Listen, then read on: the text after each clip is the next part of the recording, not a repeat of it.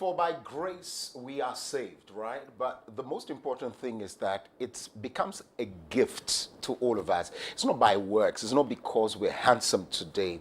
And the fact that, once again, I would say salvation has come to me this morning because I'm awake. It is by the grace and is by the faith of us. And so exercise that, just as it said in Ephesians 2. Welcome to the show. This is Wake Up Africa.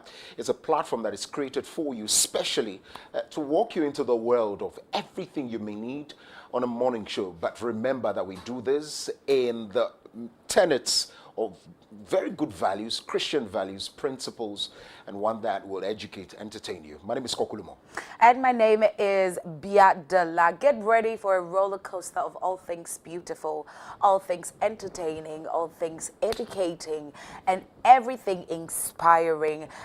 We thank God for a beautiful Monday morning, and I know that you've started off well with the spirit, and you went to the gym, and so we're going to continue with the weather. There's going to be wake-up bars. We'll touch on a few birthdays, and then there will be great conversations. Where is Africa going? We're still having the African series, and you want to be a part of that. Now, per popular request, we brought back the Love Doctor series, see? Because we knew you loved it. So today we're going to be having the Love Doctor series, and I can't wait for that conversation, the conflict resolution, Koku. Yes, indeed. We'll get into that space as well. But just as we had the last said, well, the AU Summit is still ongoing. The 38th African Union Summit is still ongoing in Addis Ababa. The African leaders have gathered, and they are discussing very pertinent issues. Today we also gather thought leaders around the world. Mr. Emmanuel Bombande, a former Minister of Foreign Affairs, will be joining us. Dr. Ishmael Niamanododu, also senior UN diplomat, will be joining us. Lawyer Adam Senanu, who serves on the corruption board of African Union, will be joining us. We're talking about Djibouti's new role as far as leadership of the African Union is concerned. We're going to Goma, DRC, Rwanda conflict in there. We're also talking about the theme, the reparation, the issue of reparation, and what is being talked about on the stage of the African continent. So quite a packed conversation we have for you today, and we're going to go through all of that and more. And so make sure that you join us live on our socials. Go to Instagram, Facebook, go to YouTube, and of course X. Drop your comments there, your thoughts as well. Wherever you're watching us from in the world, let us know. Yeah, we're ready for the show, aren't we? All right, so how about we get into the weather? Shall we settle for it? Absolutely. Yeah, we Let's should settle for the weather. The weather. Good morning, Mr. Weatherman. I have no choice, though. I'm very happy to hear your voice again. Hello. Hi, great. Weatherman, how are we? By the grace of God, we are still enjoying life. Amazing. Take us away. What should we be expecting today? Thank you, the precious one. And let me first greet our cherished viewers and listeners of Dominion TV this morning. It's a beautiful brand new week, Monday, 17 days into the month of February 2025. And we are looking at the weather for today over the entire country. Southern half of the country will be partly cloudy and misty in this morning. That is the middle and the coastal sectors of the country. Sunny and hot in the afternoon with no major rain activities. However, few places in the southern half of the country, especially the western coast or western south and part of the western north areas, may experience isolated localized cloud formation coupled with slight to moderate rains late afternoon into the evening before after 5 p.m. The northern half of the country will continue to be dry and hazy by the Harmattan throughout the forecast period or throughout the day. The state of the sea will be rough, will continue to be rough, so precautionary measures should be taken by those who ply on the sea on a daily basis. Temperatures will range from 25 degrees Celsius to 33 degrees Celsius over the coastal belts, 24 degrees Celsius to 36 degrees Celsius over the middle sectors, 22 degrees Celsius to 37 degrees Celsius over the transition belts, 22 degrees Celsius to 39 degrees Celsius over the northern sectors of the country. So the precious one, and this is how the weather is going to be for today over the entire country. However, I'll keep you updated with any changes for viewers and listeners to be aware.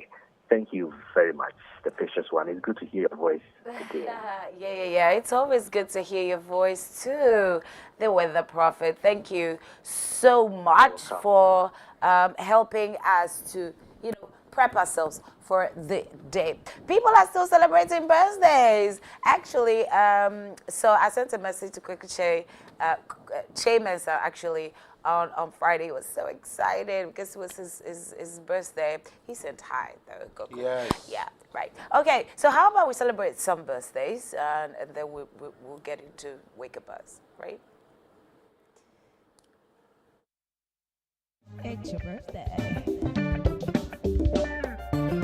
It's your day, one day out of 365. It's your day, one day out of 365.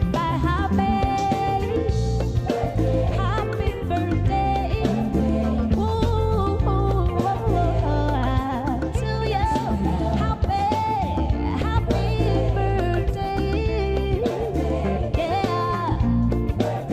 To you. Happy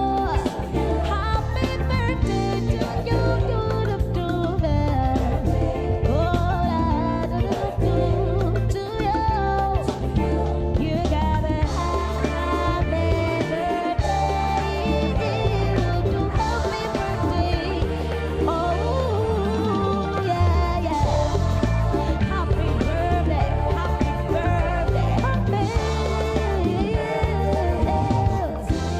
Happy birthday.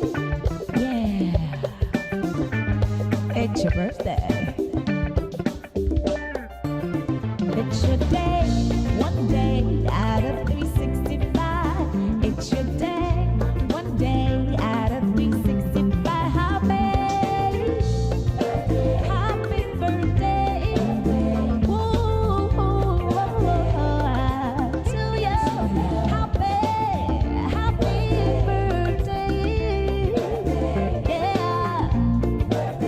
To you. Happy birthday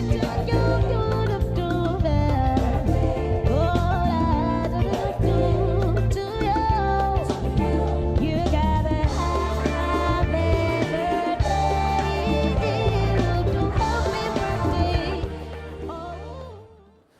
And a glorious, glorious happy birthday to everyone celebrating their birthdays today.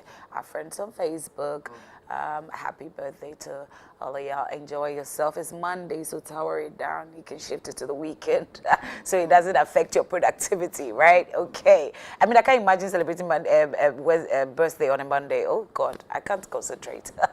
Anyway, happy birthday to you. How about we get on lots of news going around, right, Indeed. Koku? Yeah. It's now time to do Wake Up Buzz. Let's bring you news from international scene and, of course, here on the local scene as well.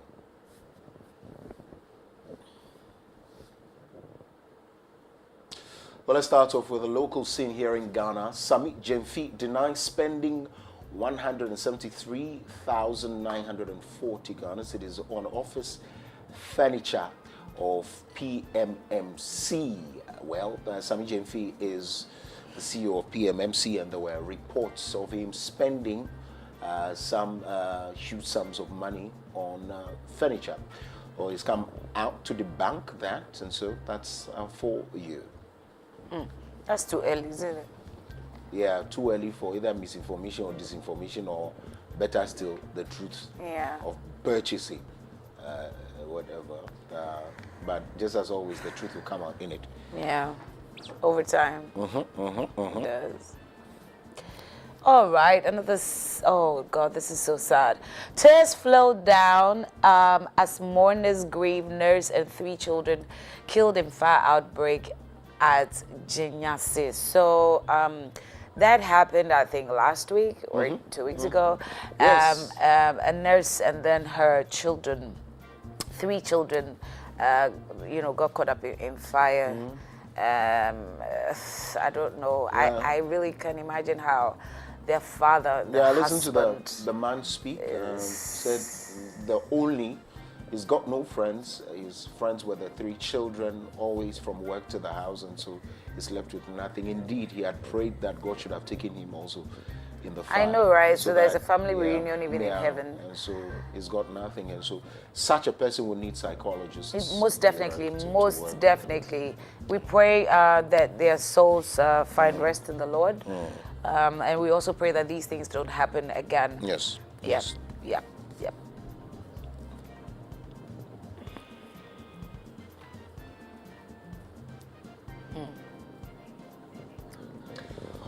Wale Wale tragedy, 4 more die after bus attack, and there we go.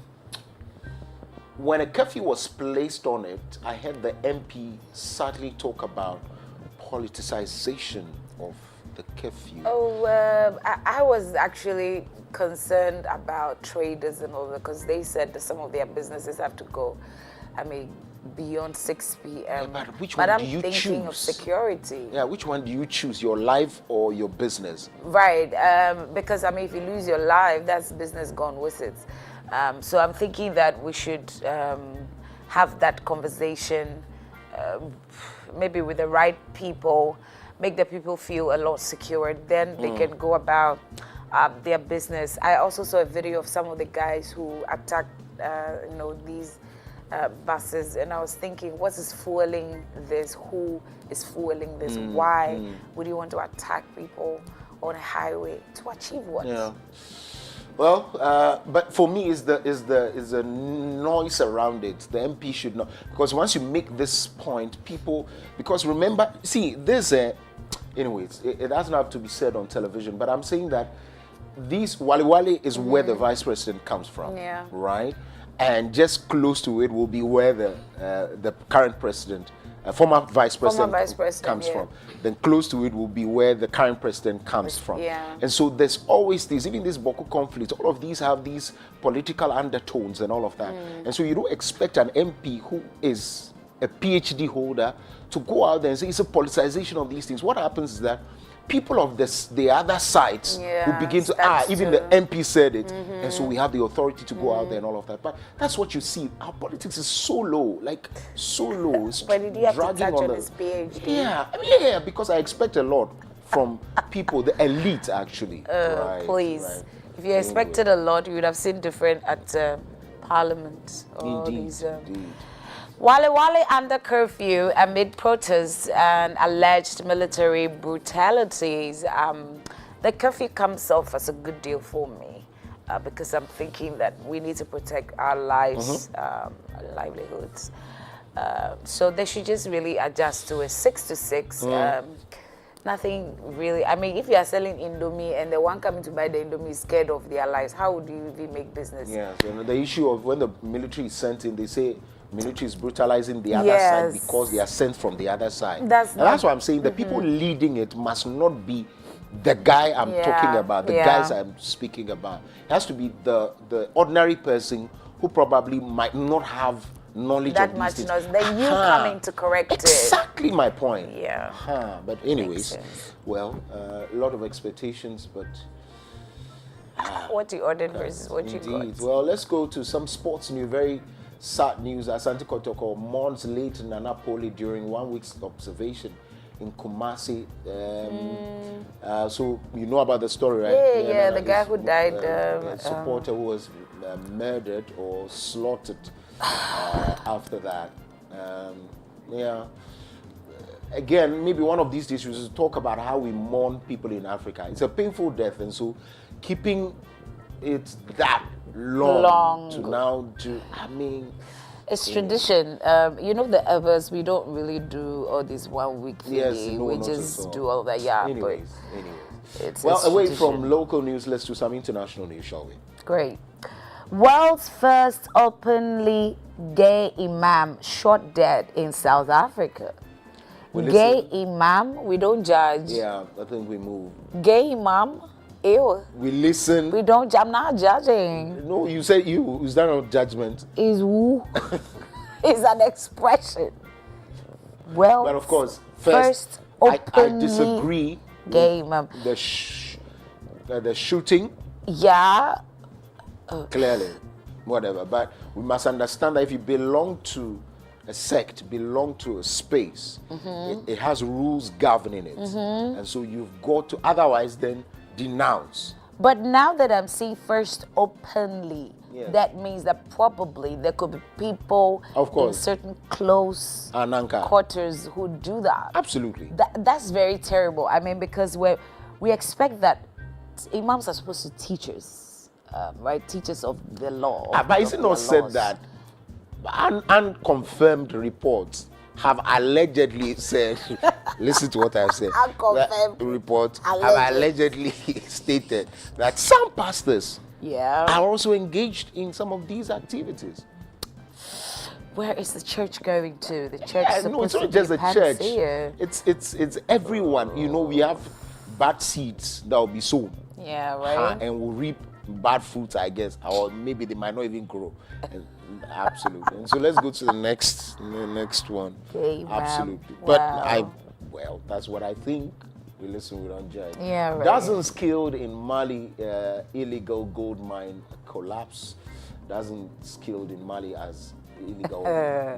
Well, that's it. So this Because big you see- thing of Galamsey here in Ghana is not No, it's just, everywhere. We were talking about South Africa as well. Yes, yes. And all of that. Quite a number of Goes places. on and on and on. And people begin to see this as their right. It's our right to go into the pit. So damn every consequences. Now the state would have to use money to bury you or take care of these families, and then the image on the country. That's what I'm saying. Oh God. Yeah. Anyways. Anyway, M23 rebels advance into eastern Congo's strategic city of Bukavu. We're They've- discussing they've- that. they- We're what? discussing that today. Largely, Chikesede is not joining the African Union because he feels that Rwanda is being protected and because they are part of it at the M23. And indeed, Bob Kagame, the president of Rwanda, has also come out to say, well, I don't know anything about it. But of course, if there's a cause, let's deal with the cause, because that's the consequences we're seeing. So there are quite a number of issues, and our guests today will do justice to it, because I pray they do. They will do justice to They it. most definitely have indeed. to do. I used the word that Mr. Edem Senan was not happy about, the issue of the African Union being disintegrated. And he says, is the African Union disintegrating? I'm like, yeah, I'll show I you mean, today. for people to Believing, believing. people, that's- exactly. That's why I It's use supposed that. to be a union, Yes, not a yes. divided union. Anyway. Okay. Former Mauritius Prime Minister arrested, says Financial Crimes Commission. I see. Let's get into the issues. If he is caught or seen to be doing harm, let him face the law. That's what justice means. Prime Minister, and what's happening with our former finance minister? Oh, he is waiting to get into the country. We're waiting for him to get into the country, and then we can start. They should prosecution. start prosecution in absentia. They should Oh start no! They said they need him to be there. Okay. So, Let's see how that goes. yes.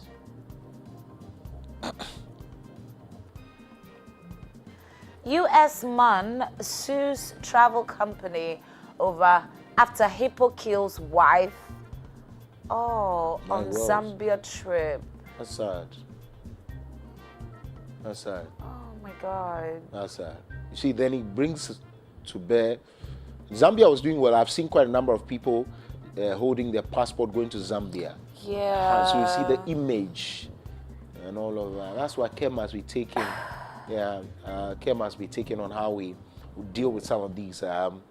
Just some years ago, crocodile attacking some people in the Volta region, I guess. Yeah. And then there was also the issue of a waterfall where some people had died and all of that. And so I've forgotten the exact, but here in Ghana. So I'm saying that's why the tourist sites must be protected.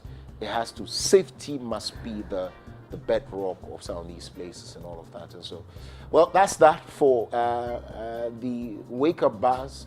We'll be getting ready to talk about the issues later on. Still to come, the Lab Doctor series will be on the front burner. There's also a conversation on the African Union and what the issues are right here, even as our guests join us. We'll take a break at this point. When we come back, there's more.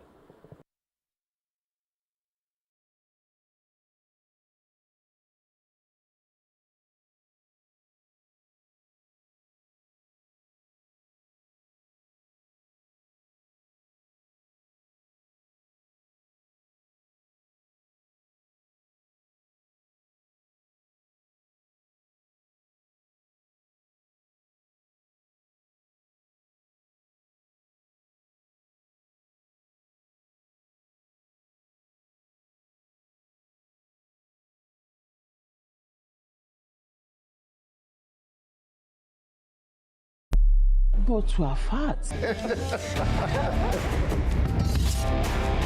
Here is my son.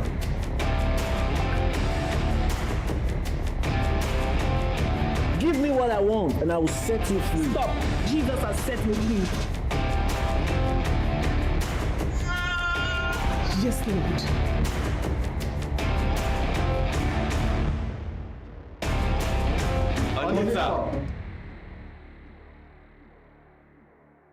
Step up with DStv and we'll show up by giving you more incredible entertainment. Going to have a little fun. Upgrade your subscription between the 13th of January and the 31st of March and get an even higher package for a whole month on us. Buckle up, here we go.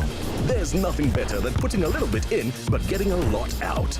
Time to boost some office morale. Incredible! When you want to build a future, you gotta know what you want. Step up and we'll show up on your home of entertainment, DStv. I want to welcome you to Wake Up Africa Morning Show. If Africa has ever needed to wake up, it's now. I promise you that this Wake Up Africa Morning Show will impact your life. It will illuminate you. The Bible said that thy word is a lamp to my feet and a light to my path. You need this insight.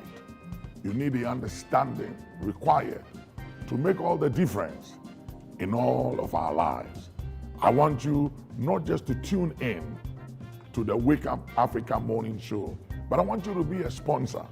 I want you to partner with us as we take this Wake Up Africa Morning Show, the inspiration it brings, the impact across all Africa, to homes, to individuals, impacting lives. Join us to make a difference. It is said and believed that in this life, what you do to change the life of others matters than what you acquire for yourself. It is believed that it's not what you have, what you possess that matters, but the difference you made in the life of others. I believe as you partner with Wake Up Africa Morning Show, you'll be joining us to make a difference in the life of so many people out there. Partner with us, and every time we touch a life, you are blessed. Every time we impact a family, you'll be remembered for good. God bless you. Looking forward to partnering with you and tuning in to Wake Up Africa Morning Show.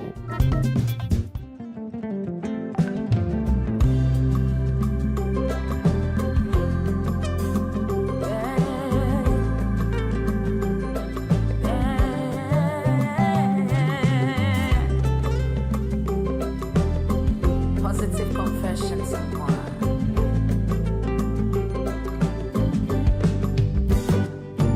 I am human, born of a woman. I have my flaws. I do have my flaws. I am human, born of a woman. I have my flaws. I do have my flaws. I have my imperfections, insecurities, things that get me down. Those are some flaws, just to mention a few. I have my imperfections, insecurities, things that get me down. Those are some flaws.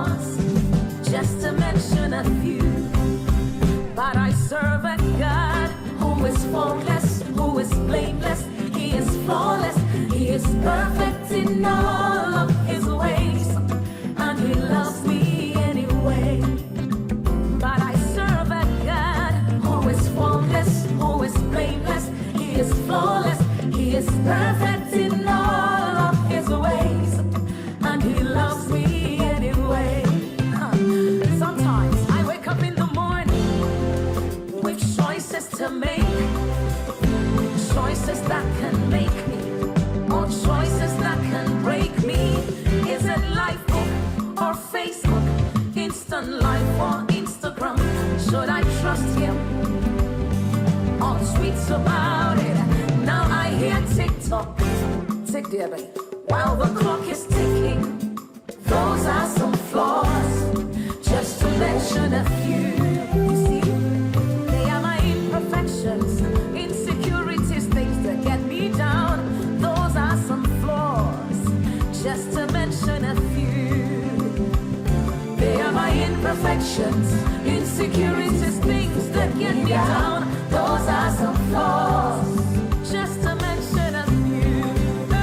But I serve a God who is faultless, who is blameless, he is flawless, he is perfect in all of his ways, and he loves me anyway. But I serve a God who is faultless, who is blameless, he is flawless, he is perfect in all of his ways, and he loves me anyway. He loves me regardless, he loves me, doesn't matter. See, he loves me regardless, he loves me, doesn't care. You see, he loves me regardless, he loves me, doesn't matter. See, he loves me regardless, he loves me. But I serve a God. Welcome back. Thank you very much for staying with us. This is Wake Up Africa. If you just joined us, this is our morning show, and it's called Wake Up Africa indeed. We get to share with you news from everywhere, including the local scene here in Ghana. Coming up now is the conversations on news making headlines. We get into the details, especially ones that concern Ghana. And so you want to stay tuned. Let's know your thoughts on some of these issues as well. You can drop it on our live stream, Facebook, Instagram, YouTube, and X. We're streaming live there, and so drop your comments, your thoughts and submissions, and even questions. I'll share with the world. Our guests have joined us. Reverend Xavier Demoji is a clinical engineer and is also an assistant pastor with Action Chapel International, Teshi. Thank you very much. Thank you for your time. We're grateful. Of course, via Zoom is Reverend Nanaya Obafo Bonning, is an architect and a builder, and also pastors the Eagles Network International Ministries. Hello, sir. Thank you very much for your time.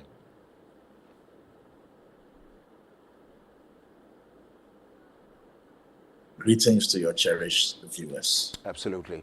We're grateful. Let me start off with you here in the studios, Reverend Xavier. Let's do first the issue of corruption.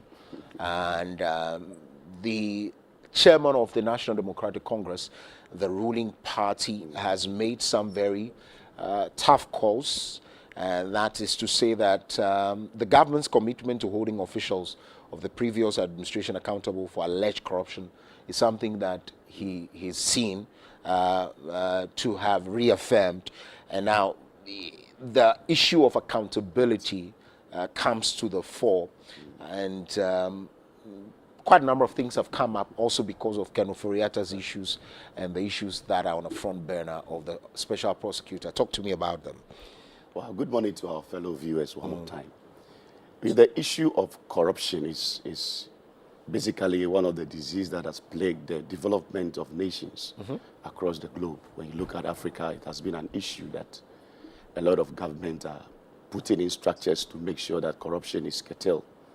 With Asidu Nketia coming out with such a statement that the present government will do everything to make sure that there's no corruption in the country. To me, it's a good thing that he has said. But my problem is, why should they wait all this while to come out with such statement?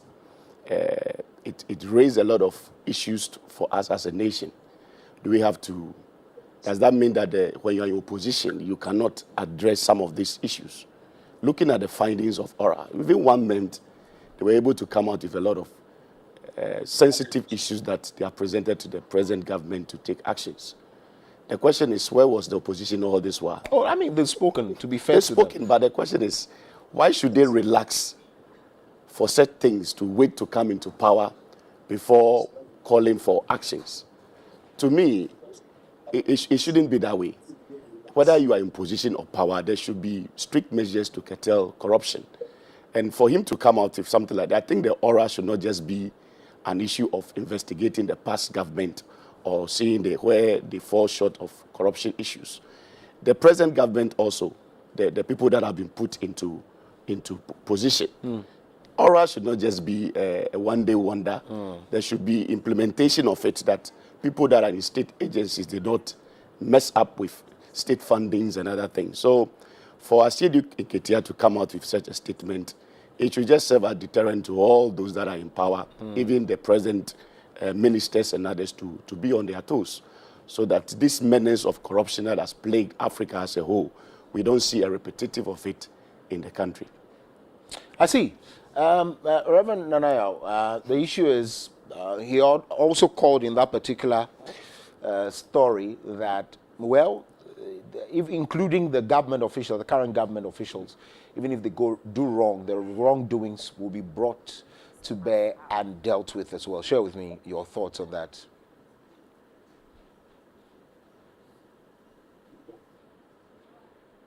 It's where Honorable Johnson Asiedu Nketia is coming from. It's a good call, like Reverend Samoji actually alluded to. It's a good call. Nonetheless, I feel that the issue of the discontinuation of the cases, like I said, will come back to bite the government and our president in the near future, because if you make a call that even current ministers in the government will not be allowed to practice corruption, I think that the way to demonstrate that political will would have been to allow the pending cases involving past ministers of the NDC to come to a logical conclusion so that the system clears them. And for that, I'll continue to make reference to the erudite luminary, the revered Kojo Chikata. I mean, he turned down point blank the unconditional pardon of ex-President Kufuor and pushed through and ensured that he got himself cleared, not just by the system, but by the legal route. And so there is no record, therefore, on him that suggests that he has involved himself in any criminality for which he was pardoned or otherwise. So I believe that the president and the attorney general could have been more creative in dealing with these issues. I remember the time of the Muntie 3 case, if you remember. President Mahama actually allowed them to go to the prosecution, and then he granted them pardon. I mean, I have seen President Mahama's track record. It's not a perfect one, but I think comparatively, when it comes to allowing his people to go through the mill of our justice system, he seems to have a better track record. I mean, the Muntie 3 thing is there. Abuga Pilis issue is there. I think with Asibit, if I'm getting the name correctly. He's always allowed his people to face the law. And then if he has to make an intervention, he does. But I think that this move, in my mind, was a little premature. It was a little too early also in the day. I mean, it was barely a month after swearing in. And it gives, you see, the thing is, Ghanaians have developed a certain kind of, well, I call it an allergy for signs of things of the past. So you see people just being clear to the point where our former president and the name and the unenviable name of the chief clearing agent. So when things are cleared en masse that way, it brings back bad memories. And even when it is justified, you know, people now try to describe you with the same words and put you in the same box. And I don't think that this is how His Excellency President Mahama would want his governance to go. So it's a call in the right direction. I have serious doubts about the government's ability to hold to account current ministers that would misbehave, especially because of what has happened with this clearing of this continuation of these cases. And like, Reverend Ellie said, it's quite unfortunate that we seem to always be fixated on those in opposition and on the wrongs they did, and seem not to see anything wrong with ours, or we seem to have some seemingly smart rationalization for the wrongs that our people do when we are in government. And I think that it ought to be looked at. And before I land, I want you to also join me to wish Reverend Xavier a happy belated birthday. I think yesterday was his birthday. Was it? Happy belated birthday to you, and I trust that he had a wonderful day. Oh, indeed. Never knew. Belated happy birthday to you. I saw it on social media myself. Absolutely. Belated happy birthday to you. And thank you. But, I mean, there are quite some contradictory statements from both of you. I needed us to clear that. So, in one breath, Reverend Anaya speaks about former President Mahama's commitment to even dealing with corruption in his past days. And then just as they have taken office less than 2 months, he says, why are you not concentrating on yourselves and the opposition? They were in power for 8 years. You just took over. Now, Reverend Anaya, you spoke also about the issues of how President Mahama dealt with it in the past administration. So I find that contradictory.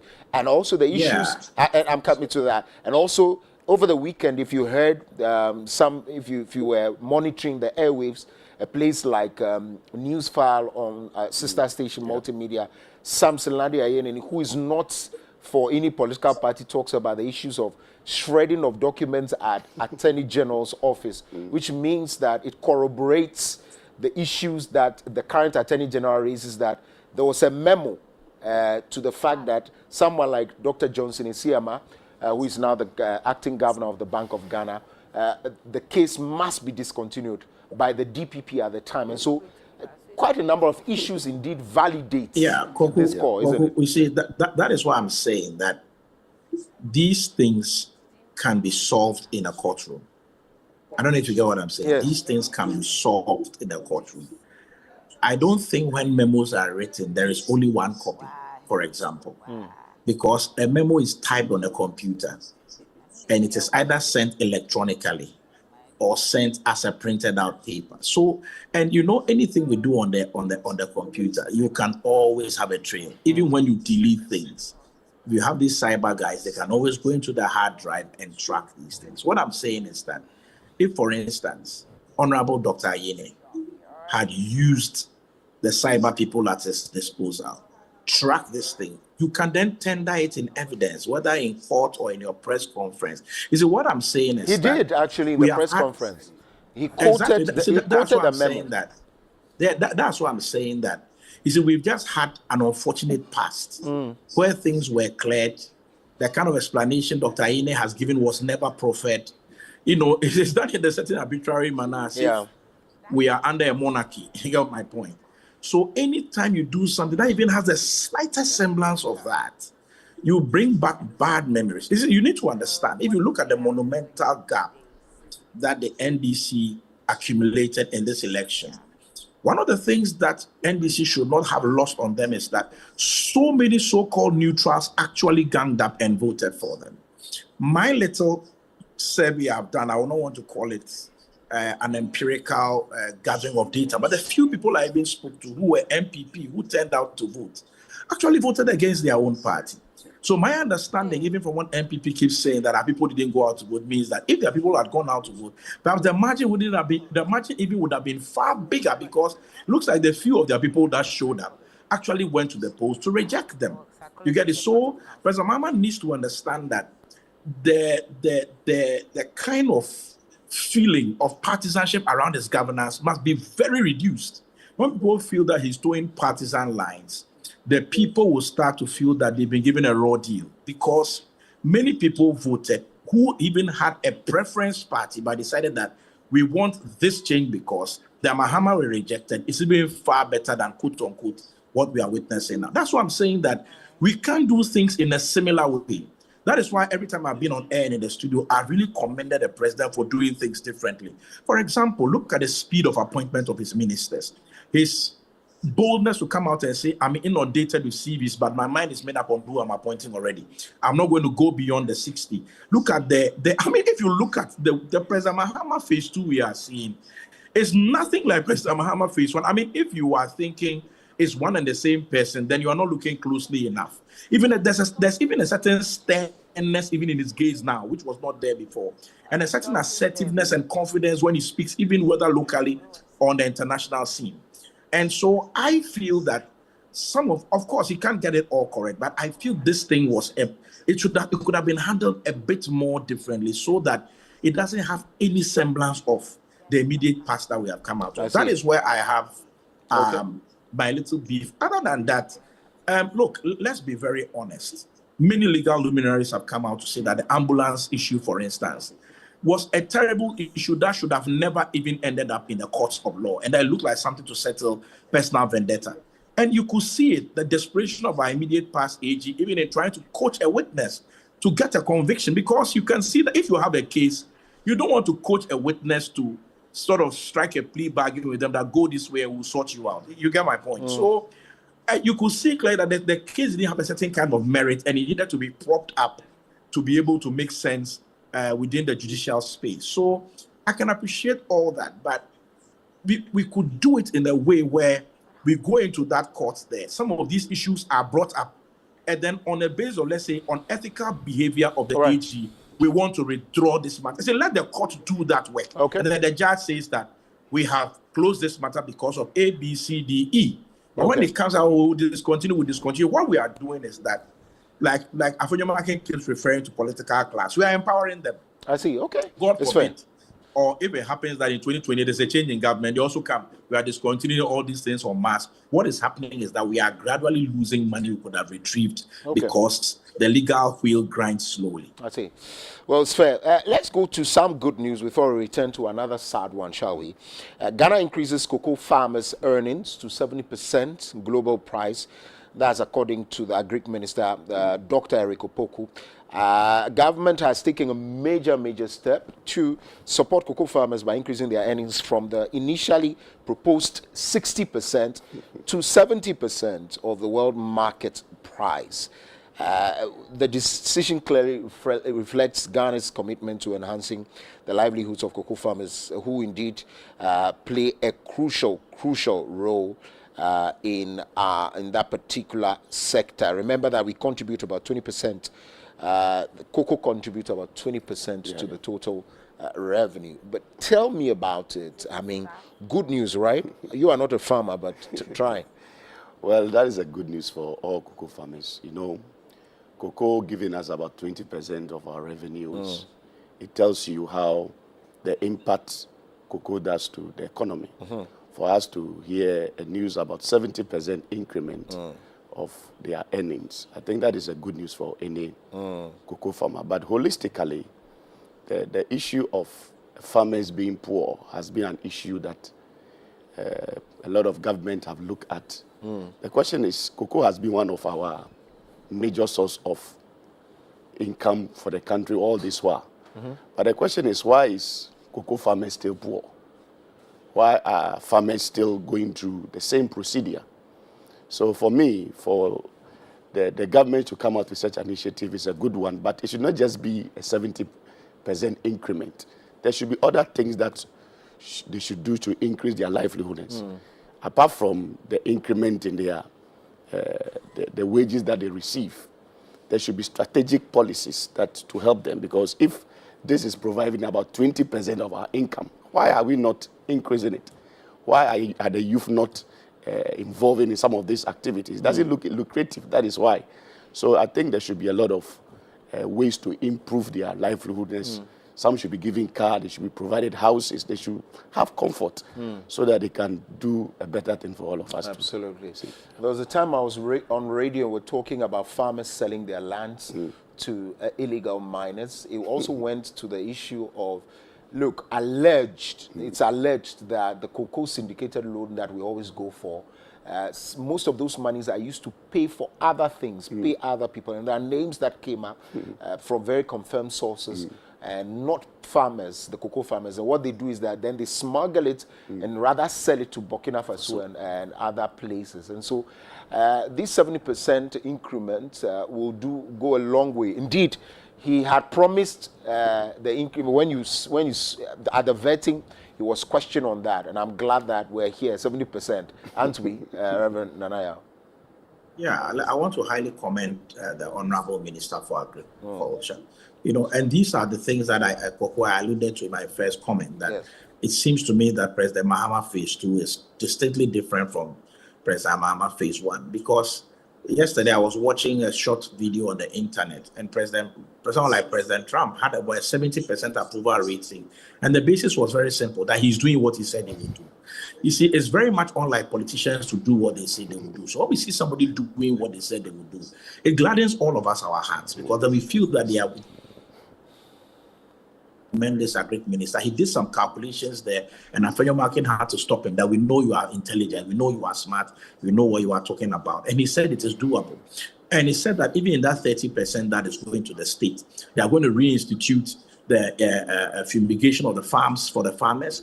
They are going to reinstitute the fertilizer distribution program. You know, these are things that put Ghana right there at the top among the elites of cocoa producers. We stop it. The consequence was clear. This year, you will be surprised, Koku, to note that we had the lowest amount of money for cocoa in 15 years. In 15 years. We've never come this low. So I think that it's a very, very, very good move. But like Reverend Semoji and yourself have alluded to, that is just one of the many factors that will boost our production. The Galamsey menace has to be dealt with, because some of these farmlands are being encroached by these illegal miners. In fact, that mention you made about they selling their land, most of them are selling under duress, because when you don't sell, you come, your cocoa plantation is raised down and mining is going on. So at least in order not to lose the plantation and get no monetary reward, they actually sell. I think there was a video trending, I think last 2 years, where there was a farmer actually sitting on a mound in his own farm with a rifle and said, Muntu, you know, Charlie, just excavate. That anybody who likes should come to my farm here and tell me that it's a cocoa farm, because it's more profitable for him to collect the Galamsey money. So I think that must be dealt with. Secondarily, we must also not just stop the Galamsey, but quickly save our water bodies, because most of these farmers rely on these water bodies in our irrigation for the farms. And then thirdly, like Reverend Semoji referred to, that they are in very poor areas. Access routes to town must be done. The cocoa routes must come back on board. If you ask me, I think that these sort of things must fall under a completely different agency. Maybe an agency under the Ministry of Roads, and not necessarily managed directly by the Cocoa Board, so that we have somebody who is targeted, working continuously as the money comes in. Let's create good accessibility for them. And then, like Reverend Semoji said, I also believe that if the government can sit down with the cocoa farmers and have some sort of arrangement with them, where some of this money is diligently, faithfully, and truthfully kept into pension funds for them to cater for their old age. And like he said, if it can be invested into mortgage facilities to help them to have housing and to have other basic necessities and needs. I mean, look, we have done this thing pre-independence, all the way through independence and post-independence. I think that we should be able to start pointing to cocoa farmers and say this person is a wealthy person because they bring 20% of all of Ghana's wealth. You know, and then we must streamline the cocoa scholarships. We must streamline it. I know people who can't identify a cocoa pod who are enjoying the scholarships, and the farmers' children even don't know anything like that exists. Let's stop being mean to those who labor and toil to give us a better life. Absolutely. Well said. But just to read this one to abreast all of us with the issues with regards, a 56-year-old farmer from Nyankama in the Awen municipality has appeared before the Enchi District Magistrate Court for allegedly threatening to kill a miner over a piece of land. Joseph Emisa Elias Alobunda pleaded not guilty to 2 counts. This is what the prosecutor detective said. He told the court that the complainant, Akwesi Anamfi Bediaku, sometime in 2019, one Amos Asari of Nyankamam leased a piece of swampy land to the complainant for mining, and he made all the necessary payment to the land and returned to his hometown. He said in the month of January 2025, the complainant came back and started his mining business on the piece of land. And so this is just to show you that somebody's in court fighting for some of these things that has happened. But that's that. Well, the issue, I think we can end on we've spoken about Electricity Company of Ghana. We can do the curfew thing in Wale Wale, and this is where my concern is. Let's address it holistically, right? But let me just pick the issue first off. 4 more people have died following the attack and burning of a bus at Wale Wale on Friday, 14th of February. The victims, including 1 Burkinabe and 3 Togolese nationals, were shot and injured by the attackers. 1 person was burned beyond recognition, but was later identified on the morning of Saturday, February 15th. This is what the MP had to say, and this is where my concern is. The MP for Wale Wale, Dr. Mahathir Abdul Kabiru, has criticized government's decision to impose a curfew on Wale Wale and nearby communities in the northeast region, describing it as a poorly made, politically motivated. This is what he said. The Interior Ministry, and I quote, the Interior Ministry together with the Ministry of Defense consulted with MPs from Boku area without extending an olive branch to those of us equally affected in this matter. This is clearly a decision that does not seek to foster peace, but an attempt to use state power to unjustifiably punish innocent civilians, unquote. So because they've not extended olive branch to him, he made comments that could, again, incite people, and that's where my concern is, but I don't know where you want to pick it from, though. It's a very sad event that has occurred the weekend, for people to lose their life as a result of violence or misunderstanding in the northeastern region of Ghana. The issue of Wale Wale is a very sad thing that I don't think anyone is excited about, and it's an incident that we should all condemn as a nation. These incidents have taken place, I think, over the weekend. You have about 2 or 3 cases of the same manner, that people are being attacked on the highways, and you see cars and people losing their lives. So it all gives an issue of the security at that place. For the Interior Minister and the police, the military should come out with a curfew as a measure to curtail the indiscipline and the act of violence in the community. I think the MP shouldn't come out with such a statement, even though he's not satisfied that the curfew has not been extended to some of the regions. For me, these are issues that have aggravated some of the violence in the past. It's an issue of one ethnic community feel that they have been left behind, or they are being targeted, and you see all this act of violence happening. So for me, you shouldn't have even voiced it out. If you have any grievances, there are channels to address it, but not coming out publicly to say some of these things. People may misunderstand it and may think that, the government is favoring this ethnic group and not favoring this, because an issue of curfew is not something that you really enjoy. 6 p.m. you have to sleep and make sure that you don't make any noise, and military police all over patrolling. But it all comes down to the fact that there is an issue in the community. Right. The issue of people losing their lives and other things. It shouldn't be continual, because when you look at the people that have lost their life, these are not even natives. They are natives of Ghana that have lost their life. We have Togolese, we have Ivorians, and other people that have lost their life as a result of the violence. But the issue is, one, when you read the story carefully, it happened at a police barrier. The car broke down at a police barrier, and I think the driver was going to call for a mechanic, and the incident happened. It points out to a lot of things. The police, how armed are they? What are the logistics they have? Are they really furnished with all that they need to protect individuals? So I think some of these things should be looked at holistically. And look at the other incident. It's also the same case. A vehicle breaking down in the middle of the road as a way of repairing, and people come from nowhere to attack it. So to me, one, apart from maybe not the vehicles, there should be a look at the transport system. Some of the cars that move from these regions, it's frequent that you see these cars breaking down and other things. I happened to travel one time to Kumasi, and on the way, the car broke down in the middle of the night. It's a very terrifying issue. You have to wait, and you don't know what may have happened. So some of these transport queries or transport services should be looked at carefully. You can't just move a car not knowing the state of it, how good it is, how it can be able to move the people to where they are going.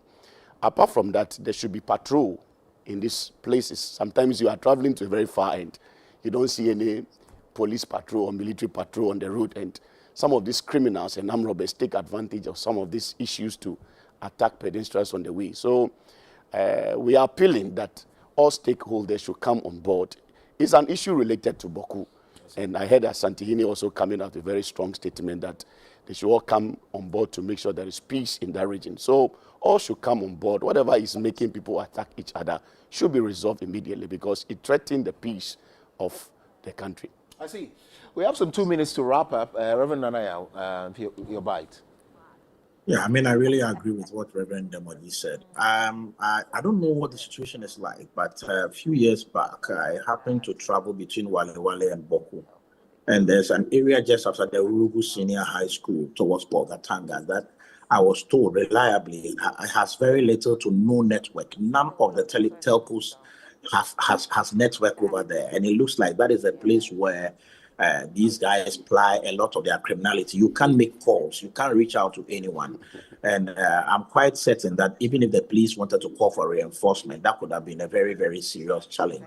So like Reverend Demoji has said, we should have patrols in these places where both the military and police are constantly on patrol. I think that within the stretches where these things happen, if it is possible and the government can make that sacrifice between the entry and terminal point of the stretch where these things happen very frequently, it would be good if the vehicles on that route receive some sort of motorcade or some sort of escort in between start point and end point where some of these things are prone. Because when I went there, I was actually prompted about that stretch, and we were traveling, I think, in one of the telcos. The guy I visited was looking for a telco, so when they are pickup, and the caution was that we all must roll up. The AC was on, and I tell you, we were moving at blistering speed. I'm sure if an antelope had crossed us, we would have either torn it into shreds or would have somersaulted somewhere into the. I mean, blistering speed. And the guy explained, and honestly, he didn't tell me at the start of the journey. He told me when we were approaching the place, and I was terrified. I was actually asking whether we're going to come back on that same route. And he actually said yes. So there are some dead spots when it comes to cell connectivity on some of these stretches. And we have to look at that and reinforce security very, very strongly. I don't know whether this is a robbery attack or as part of the reprisal thing that is going on, but this issue must be nipped in the bud. And I find the MP's comment extremely, very, very, very, very, very unfortunate. I'm sure that perhaps sometimes your constituents will come to you and they want to find out whether you were in the loop in this decision being reached. I think that there are diplomatic ways of being able to communicate that without aggravating the issue by letting it look like you and the Wale people have been cut off and you don't matter in the scheme of things. And I think also that if the government, Ministry of Interior, was an oversight, I'm sure the MP can be engaged with his constituents, but I don't think the MP should have gone on that route. It would have been nice to tell them, I think this is a recent directive. We are still engaging with government. I'll get you better and further particulars on the matter. And that should have been able to end it. But to go this way, you stir up a certain animosity within the hearts of your constituents, and you don't know the extent to which it would escalate matters. So that's my take on that. Absolutely. Thank you very much. We're grateful. Reverend Anaya Obafo-Boni is the pastor of the Eagles Network International Ministries. He's also an architect and a builder. We're grateful. Reverend Xavier Demoji is a clinical engineer with Lekma Hospital and also the assistant pastor of Action Chapel International. Teshi. We're grateful. Thank you. Coming up next is the Lab Doctor series. We get to talk about some more issues on the family, but of course you want to stay with us to enjoy that conversation.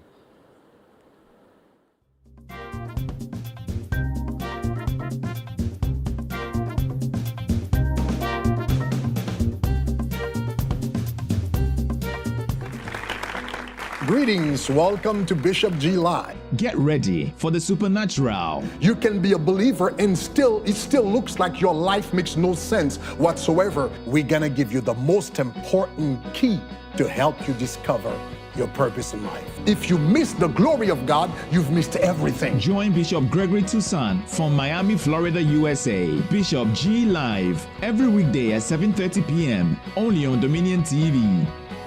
One upgrade is nice, but a double upgrade is amazing. And that's how we do it. Upgrade today to get even more with Step Up. If you're on GOtv Max and upgrade to GOtv Super, you'll get way more with GOtv Super Plus. It's so cool! Get big value. Get big entertainment. Very good. Perfect! Upgrade and get even more with GOtv. GOtv. Love it. In times of change, when the world seems uncertain, and what we hear doesn't reflect what we see, we seek the truth. When we are told only part of the story, we lose trust. In moments of crisis, our dreams, hopes, and wishes for a better tomorrow depends on a free press. At Voice of America, we bring you the stories that people take risks to see. We connect the world and unite it with truth. At Voice of America, we show you the whole picture. Africa 54 in partnership with Voice of America. Weekdays, 8 a.m. and 3 p.m. on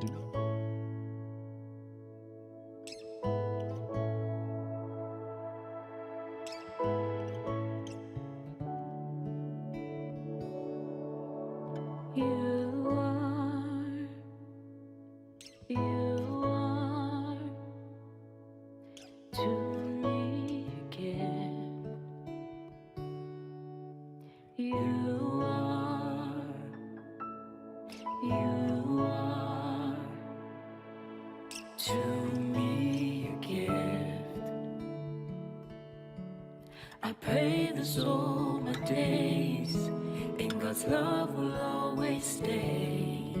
To be kind in speech and action, to love boundlessly, honor our God, show Him our gratitude, trust in His fear not.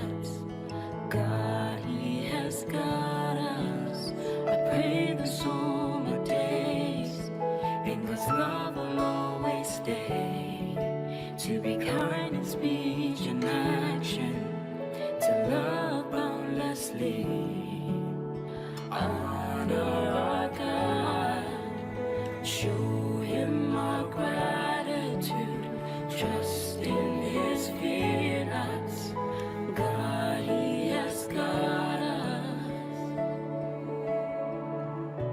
We'll learn to live in harmony with each passing day. We will be evergreen, flourishing exceedingly. Our love will be impactful and beautiful as heavenly. Eternity will be. Okay, now welcome to the Love Doctor series.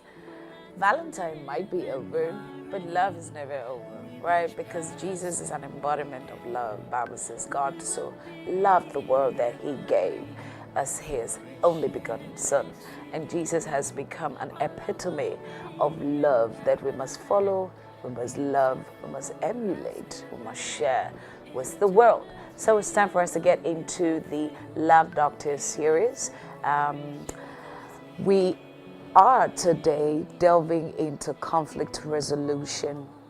Conflict is natural. The moment two people get together, there could be a bit of friction, right? And like they say, it's a human institution, and so there might be spoiling, there might be friction. But in marriage, there has to be a way to go around it, right? So that we can have a good marriage. Now today, to help us have that discussion, we're going to be talking to a senior pastor of Miracle Temple Assemblies of God at Chimota. He's a missionary, he's a pastor, he's a teacher, he's an author of many books. and he's also a conference speaker. We have Reverend Yao Jonas Tete in the studios with us. Good morning, Rev. Good morning. How are you? I'm great. And you have that beautiful smile. Thank you. Yeah. You're smiling too. Yes, yes. Smile must be contagious, right? Exactly. Yeah. Exactly. Yeah. Today we're doing our conversation without Mommy. Anyway, Yeah. but good morning to Mrs. Yao Tete. Great. So I'm looking at this book. We should be talking about it sometime before we end the show. And if you've been watching us on our socials, we've been talking about Reverend Jonas Tete's books. These are like must-have books that you must have, right? Okay, Rev, let's get on with conflict resolution. We accept the fact that marriage is between people from two different backgrounds. And so they have different ideologies. They've had different experiences. And so there's a high probability that, yes, our paths might cross, and then there might be some friction and all of that. But let's look at how we can easily curb conflict resolution, in our marriages, so that, nobody kills each other at the end of the day. Yeah, right. So you can take us away from that point. Okay. First and foremost, let me say a big thank you to you. Then the team that is putting this program together. Then our listeners and those who are watching the program. A good morning to all of you, and special one to my wife. I call her the wife of my youth. We love it. A special wife one of to our her. youth. Yeah. Beautiful. Special one to her, then to Miracle Temple members, and So to the issue of conflict resolution. I think from your introduction, you made it clear that when two people come together, certainly there will be some frictions here and there, especially from the background of different trainings and growing up from different background, perspective of seeing things, understanding, and everything. And these two people coming together, it certainly will have some frictions here and there. Right. So for me, or as we say, conflict is natural. It's natural and must be expected in every marital relationship, right? I normally say that in spite of the fact that conflict is natural, when we exaggerate it, there becomes a problem. Okay. Because the propensity to exaggerate conflict is there. Some least thing, then one person will take it out of proportion, escalate it, then it becomes a serious issue. At times to the extent that the whole thing overwhelms the two of you. So let us understand from the word go that conflict is natural. What do we do? Probably we try as much as possible not to prevent some. Those that we can prevent, we prevent some. Then we also make sure that, like I said, exaggeration. We shouldn't exaggerate whatever is happening.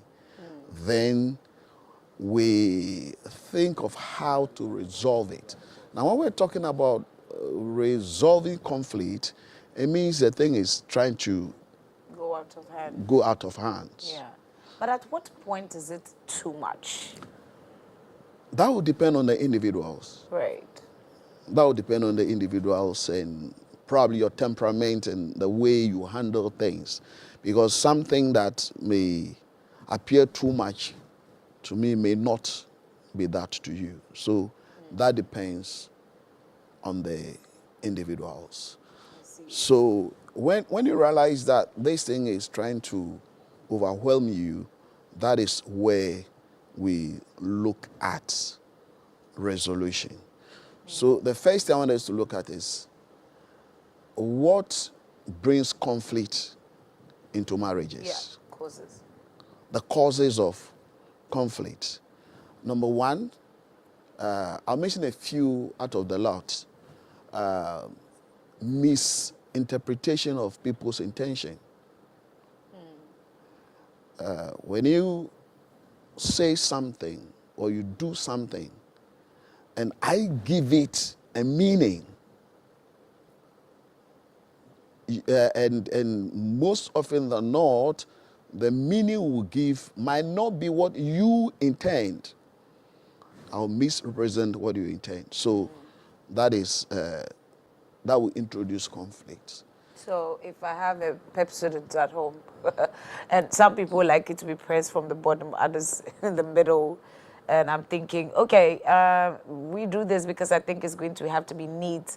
There's somebody who think, okay, so you're communicating that I'm not a neat person. I don't fit your neatness class. You know, is that an example of? Yes, it could be. It could be okay. It could be. It could be. So does it mean that the other party doesn't really know how to communicate now?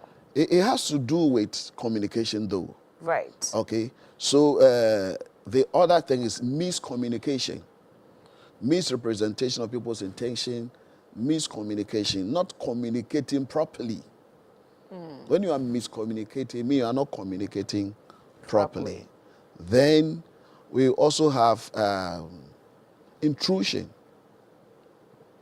Intrusions where people who are not supposed to be part of the marriage get their ways into the marriage, then begin to detect what happens or what should happen over there.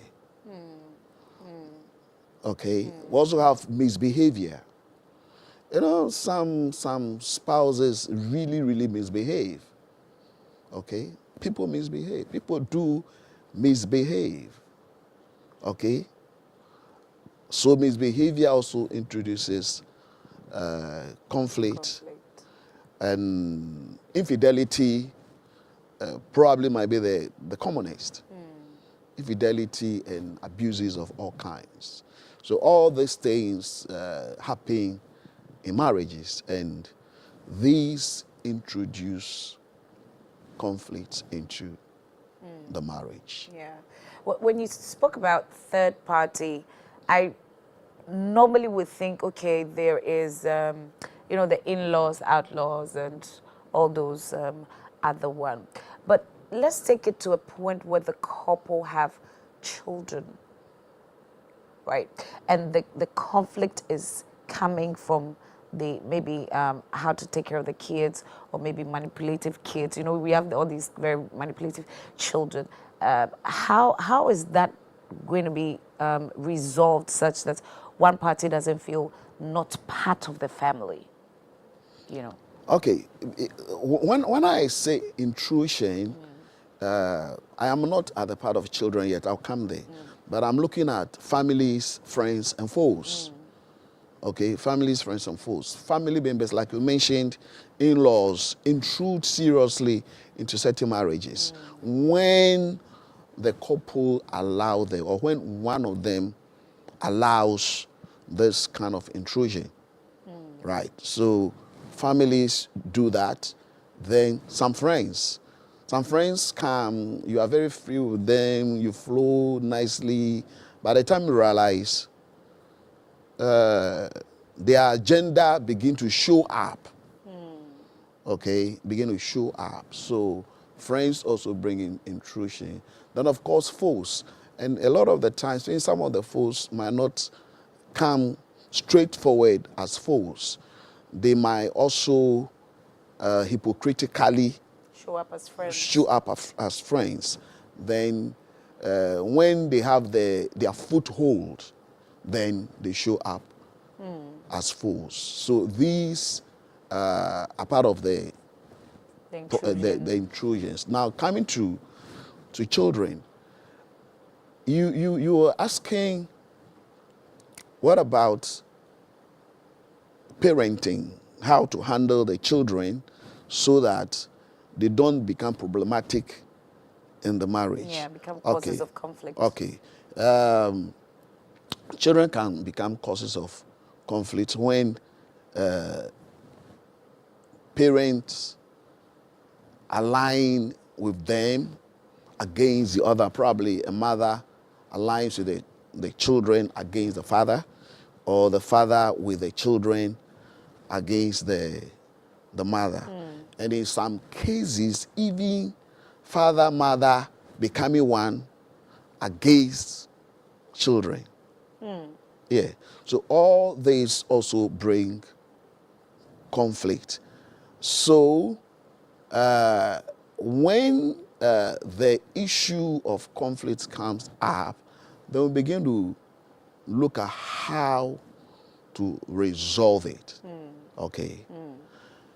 Right. So have you had, I know that you're a counselor, you've seen all these, couples come to your table asking all these things. How do we resolve and all of that? How long should it normally take when people have agreed, okay, we need to see a counselor? How long should it take for us to, kill conflicts in a home, and then we can move on with our regular lives? I mean, based on all your experiences, how long does it fully take to actually kill all these conflicts? A lot of the times we have counseling sessions, which could range from 3 to 6 or even 10 sessions. Oh. So it depends on the level of conflict, the preparedness of the people to flow with you. Then that determines how long it will go. When for instance, in some cases, you might see a lady coming with an issue, and from the beginning, the man may not want to be part of what is going on.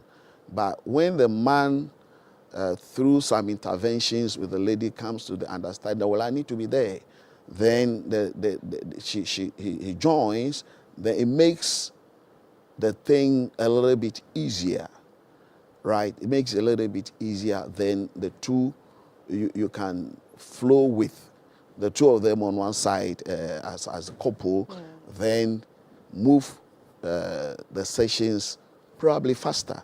So it depends on, number one, the extent of the conflict, then the preparedness of the people to have the problem resolved. And of course, it is not all issues that are resolvable. You may not be able to resolve all issues. Oh. Yes. Because some, by the time these issues get to you, it has gotten to the point of breakage. Right. But when these things come early, you are able to salvage it quicker and better. Okay. Now, what are some of the things that might happen or might come up, and then you conclude that, okay, this might not be resolvable? What are some of these practical things that have come up? When either of the couple have made up their minds, I'm done. Whatever you are telling them, they will not listen. Then why did they come to a counselor? Or one person will bring the issue, the other person will decide not to be part of it. So it becomes unresolvable. At times, you might even think that you need to refer the couple to another counselor. We do that based on certain competencies, right? And at times when we are counseling some people, you get to a place you realize that they are no more receptive to you, And under those cases, we do what we call referral, just like in the clinical system where a doctor refers the patients to another doctor because of probably difficulty in handling a particular issue. So when you even think that probably you are not getting through to them and you refer them, during when you refer them, well, it is possible the other person may get through. I'm talking about competencies, right? It is possible that the other person may get through. It is also possible it will not get through once somebody is made up his mind. Yeah. Anyway, well, have you been in a situation where you feel like, okay, this is, I'm done with it, or you are in a situation where you feel, okay, we need to speak to a counselor? Today we're going to give you the chance to call in, tell us some of the things that you've probably even resolved all by yourself.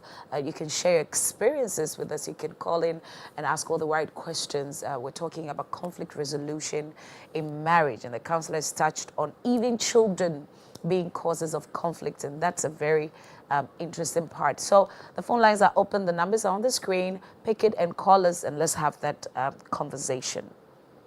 Okay, so now let's get to practical ways that we can resolve conflicts. I want us to start from how couples can do that from home before they come to your desk. Okay, so first and foremost, couples must look at the role they are playing in this whole conflict issue. It is said that it takes two to tango. Okay, so when there is an issue, you should not think that she is the one responsible or he is the one responsible. We may have played certain roles in this conflict. So you need to look at yourself to begin with, right? You need to look at yourself to begin with. And what role have I played over here in escalating this whole thing? Because some of these things start in a very minor way. And it gets escalated to a point where the whole thing overwhelms the two of you, and you might need a counselor to come in. So what role have I played over there? Number one. Number two, you should also be looking at whether you really want this marriage to work. Right. Because a lot of people go into marriage without even having the mental attitude that this thing should work. Some like I said, they have a divorce mentality. They have a divorce mentality. They believe that, oh, if it will not work, throw it away and go for another one. I know there are, as a counselor, and a lot of counselors will tell you, there are situations where it becomes difficult to really mend things. And the couple know those things. And you cannot go into judgment on that, right? But then there are people who have divorce mentality. So he is in the marriage, any least thing, if you don't take, I'll divorce you. If you don't take, I'll divorce you, right? So your mentality also counts over here. Do you really want this marriage to work? If I want the marriage to work, what do I do to make it work? Right. What do I do to make it work? There is an issue. What role have I played over here? What can I do? What adjustments can I make? Where do I think to accommodate certain things? So when we put all these things together, then we decide that we want to solve the problem by ourselves, okay? At least, like you said, we need to begin it. We need to try it work at it ourselves. When we can no longer handle it, then we think of a support system, like I said the other day. We think about a support system who is somebody we really respect, and we are ready to listen to the person. We bring that person in to handle it. If the support system is a professional marriage counselor, all the best. He might go straight to the areas of how to counsel you and all those kind of things. So when you realize that the thing is becoming difficult, you get your support system. Because probably one person doesn't want to see eye to eye on certain issues. So when the support system comes in, at least he will open your understanding in certain areas, and when you respond, then it becomes okay. Well, I have seen I've seen a situation where the support systems come in and take sides. Then that is not a good support system. A support system is somebody you and your husband really trusts and knows that this person is neutral. The person has the success of the marriage at heart. Anybody who takes takes sides in the marriage of another person doesn't have the success of that marriage at heart. So a support system cannot take sides. It cannot take sides. So when somebody is supposed to be a support system is taking sides, then you better think about yourself, because the person doesn't have the marriage at heart. Yeah, right. Okay, so if you want to resolute, or you want to kill the conflict that's in the marriage, we're learning that first off, it starts with you, with me. What do I want to achieve in this marriage? How have I contributed to it? So it's the I question. What have I done to contribute to this? Then we start to have the conversation now. As in, how do we fix what we both have realized that we've contributed to the marriage. But what if you have a partner who is not ready to start the I conversation, is not ready to have that conversation with you, right? They don't even see that what they've done is wrong, right? How do you handle that? So one of the things, the causes of conflict is when one of you thinks that you are never wrong. Okay, a lot of people think they are never wrong. Unfortunately, within our cultural setup, men are not wrong. Right. Okay, men are not wrong. Apart from the fact that it might be a temperamental issue, the culture also makes it look like men are not wrong. So it's difficult for a man to say, I am sorry. Okay, and that is also one of the causes of, and also perpetuating effect of this conflict. So if one person is not ready to come to terms with the fact that he can be wrong, it becomes very difficult to handle this thing. Because you must understand, and every couple must, Christian couples especially, must come to understand that anybody could be wrong. Take the example of Jesus, these guys who brought this woman caught in adultery to Jesus Christ, and telling Jesus, we need to stone this woman to death. What did Jesus tell them? So the one who has not sinned should cast the first stone. Did any of them cast a stone? No. Because they came to the understanding that this one is adultery. Probably mine is something else. It's something else. So if I also have something to deal with, then I should leave this one. So we should, especially Christians, must come to the understanding that anybody could be wrong. Anybody could be wrong. The man could be wrong. The woman could be wrong. So if anybody could be wrong, then that should help us to handle these issues properly, right? If the one person is not ready to do it, it is difficult to resolve it. And like I said, even some of these people will not be ready to even see a professional counselor. Yeah, because please hold they are on with that. Let's get Hagar. Good morning, Hagar from Dansoman. Morning, dear Adela. How are you? I'm great. I'm great. Let's hear you. Okay, so I want to ask, is separation the best way to resolve conflict? Right. So Hagar is asking if separation, I was actually coming to that, if separation is another way to resolve conflicts. It may be, but I don't think it's the best. And when issues of separation comes in, then we must also understand that it is closer to divorce.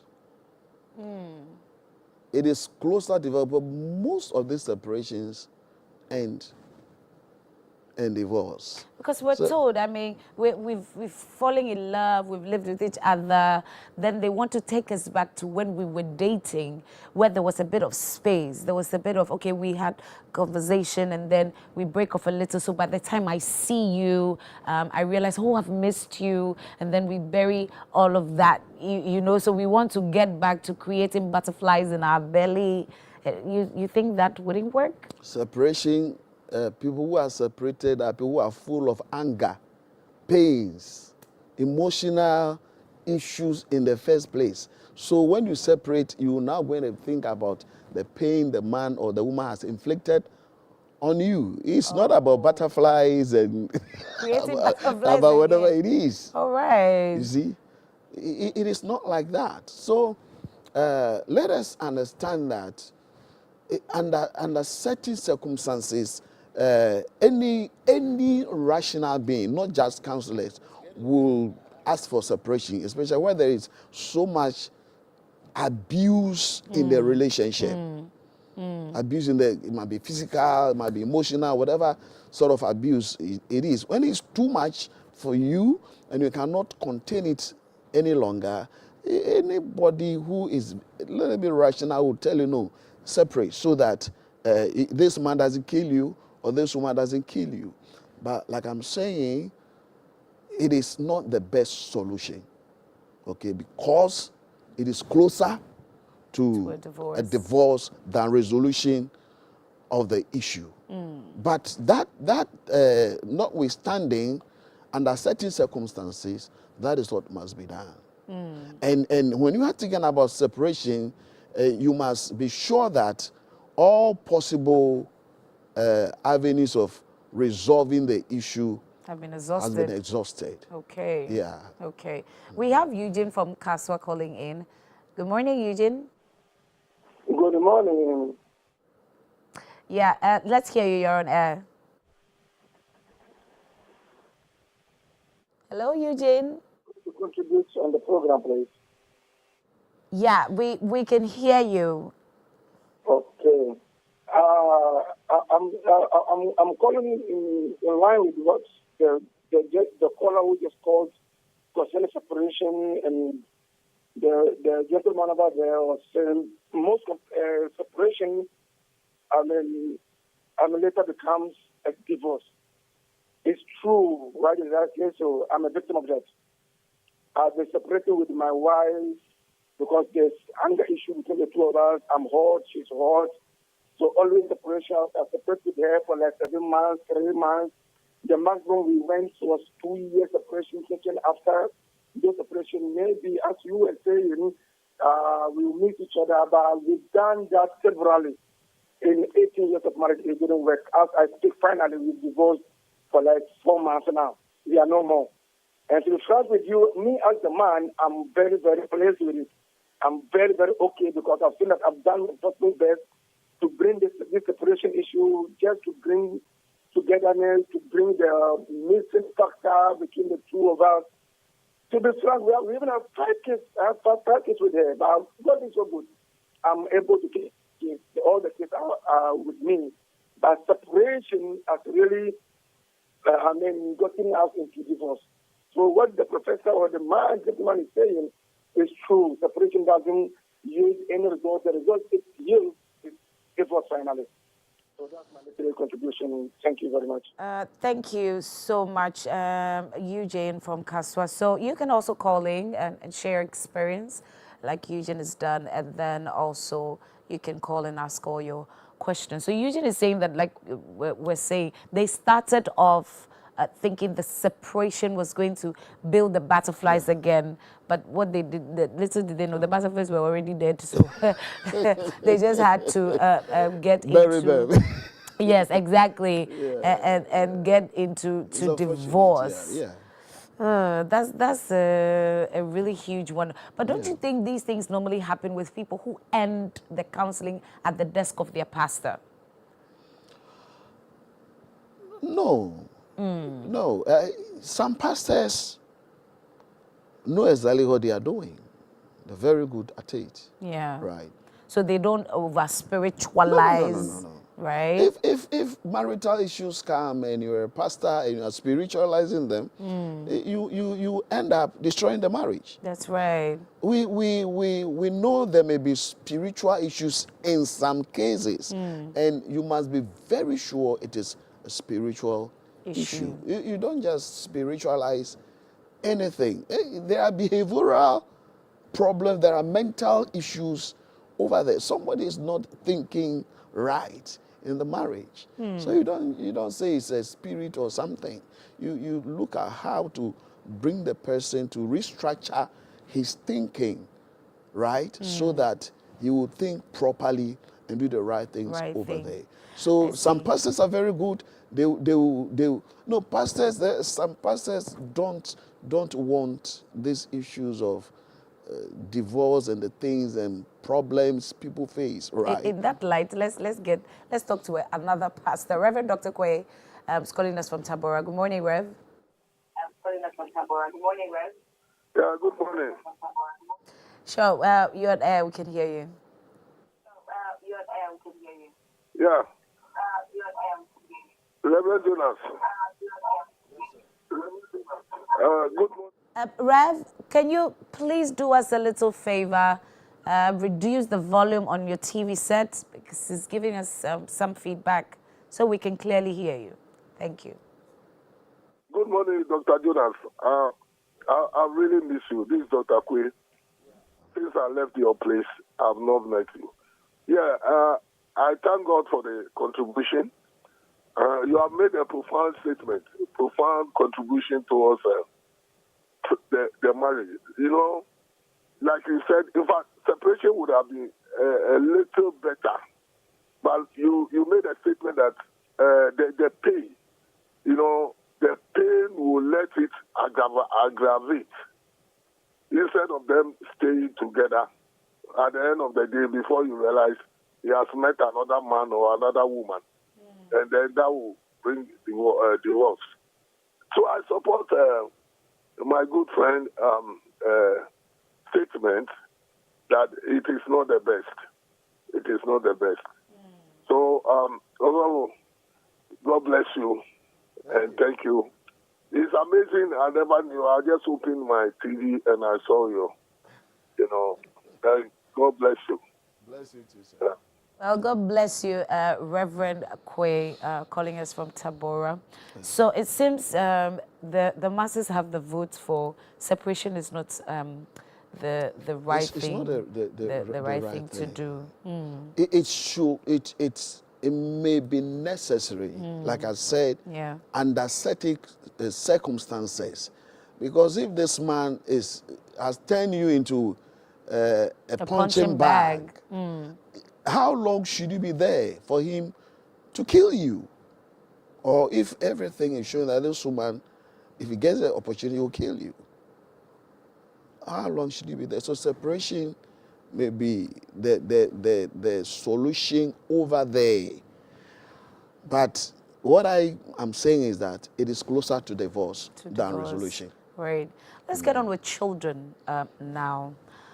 You know, initially I was saying that maybe, we established that children could be a cause of conflict. Now, we're told that parents are supposed to be, you know, people who are like able to resolve conflicts by themselves, especially when it comes to the children. They should be an example even to the children. We have sibling rivalries that come up, and then siblings, children, and then parents. So in such situations, how do you resolve that? You know, so at the end of the day, you have a peaceful home. So the children are also learning, so they're able to, you know, apply that in their own relationship and in their own marriages. Okay, so a lot of the time, some of this rivalry as a result of what the parents themselves have done. If you, a good example is Joseph and the brothers in the Bible. Okay, a father loving one person as against the others. The others. So if the others come to, oh, daddy loves this one more than us, or mommy loves this person more than the rest, the others will begin to create problem for the loved one, like we saw in the Bible. And once they begin to create problem for the loved one, the problem circularly affects everybody in the thing. So it is always good to know the cause of this thing. Okay, why is there rivalry? Is it because father is loving one against the rest? It might be natural that you would have some kind of close affinity to one of them, but you don't show it. You don't show it, or you don't do things to let the others know that, okay, maybe you have to give things to them. You give so much to this one as against the others. No, you don't do that. Let me give you a good example. When my second daughter completed this thing, university. Is it university? No, not university. When she completed SSHS, she said she wants to learn to drive. Okay? Yeah. And I said, okay, your older sister didn't say she wants to learn to drive, but she's also there. So if you drive, I'll put her into driving. When she finishes, I'll put you over there. And I did hers. She had her licenses. I did this one too. She had her licenses. So that nobody feels more special. No. I don't want them to, despite the fact that she wanted to go and drive, I don't want to do something to let the big one think that, oh, okay, you like this one. More than I. Of course, after training all of them, the smaller one is always driving. The bigger one with her license, she wouldn't drive. But she can't blame me that. Yeah. So you don't. So number one, what is causing this the rivalry? Remove that thing from there. If you are responsible, remove it. You see, once you remove it, things will begin to change. Right. Oh, how I wish we had enough time to deal with all of these. But you're rest assured that we still have our Love Doctor series because we're still in the months of love, right? So Doc came through with a book, Single, Building, and Watching. Single, Building, and Watching. You want to get that. It's for both. I recommend it for singles and more for pastors who are going to, help people get into marriage. Single, Building, and Watching. Like Gagaye, watch out. Right? So that's a book from Reverend Dr. Jonas Tete that is a must-have and is a must-read. Thank you so much, Doctor, for coming through. We're always really grateful that you would, honor our request and our invitation. Come and teach us. God bless you so much. God bless you. Thank you for the opportunity. You're God welcome. bless you too. Amen. Right, so Koko is fired up to come your way with a very deep African conversation. Africa is going somewhere. Are you going along with it? Or we're separated without knowing that? There's a conversation about the the African community, how people are separating from the union that we should be having, that's ECOWAS and all of that. That conversation is coming up. You don't want to miss it. Get on our socials, like, share, drop comments, and be a part of that convo. We'll be back. Show him our gratitude, trust in his fear not. God, he has got us. I pray the summer days, in God's love will always stay. To be kind in speech and action, to love boundlessly. Honor our God, show him our gratitude, trust in his fear not. God, he has got us. We'll learn to live in harmony with each passing day. We will be evergreen, flourishing exceedingly. Our love will be impactful and beautiful as heavenly. In eternity will be fulfilled for caring for each other's needs. We'll learn to live in harmony with each passing day. We will be evergreen, flourishing exceedingly. Our love will be impactful and beautiful as heavenly. In eternity will be fulfilled for caring for each other's needs. You are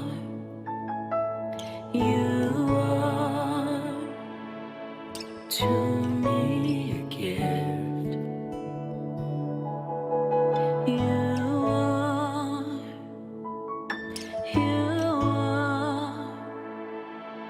to me a gift.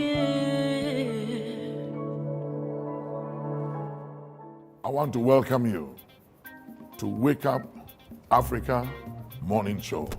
If Africa has ever needed to wake up, it's now. I promise you that this Wake Up Africa Morning Show will impact your life. It will illuminate you.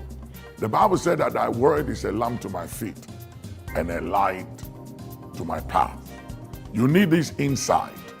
You need the understanding required to make all the difference in all of our lives. I want you not just to tune in to the Wake Up Africa Morning Show, but I want you to be a sponsor. I want you to partner with us as we take this Wake Up Africa Morning Show, the inspiration it brings, the impact across all Africa, to homes, to individuals, impacting lives. Join us to make a difference. It is said and believed that in this life, what you do to change the life of others matters than what you acquire for yourself. It is believed that it's not what you have, what you possess that matters, but the difference you made in the life of others. I believe as you partner with Wake Up Africa Morning Show, you'll be joining us to make a difference in the life of so many people out there. Partner with us, and every time we touch a life, you are blessed. Every time we impact a family, you'll be remembered for good. God bless you. Looking forward to partnering with you and tuning in to Wake Up Africa Morning Show. We just go around just making statements that are not even biblical. God reveals to redeem. It's not in the Bible. God reveals so we can walk, so we can enforce the word of God and the scriptures over the enemy's intent. Any hope and expectation the enemy has concerning your family and your loved one, by the eternal blood of Jesus, we override that hope. We Override that expectation. Put your hands together and override it. The Voice of Inspiration, weekdays and Saturdays at 8:30 p.m. only on Dominion TV. It's adventure after adventure after adventure. Get a load of your favorite Bible adventure series, Superbook. So, get on board. Let's join Chris, Joy, and Gizmo. It's Superbook time. Superbook, weekdays at 4:30 p.m. Also on Saturdays, 10:30 a.m. on Dominion TV. Step up with DStv and we'll show up by giving you more incredible entertainment. Going to have a little fun. Upgrade your subscription between the 13th of January and the 31st of March and get an even higher package for a whole month on us. Buckle up, here we go. There's nothing better than putting a little bit in but getting a lot out. Time to boost some office morale. Incredible! When you want to build a future, you got to know what you want. Step up and we'll show up on your home of entertainment, DStv. Welcome back to the conversation. We're excited that you can stay with us from the beginning and now to a very, very, very crucial point.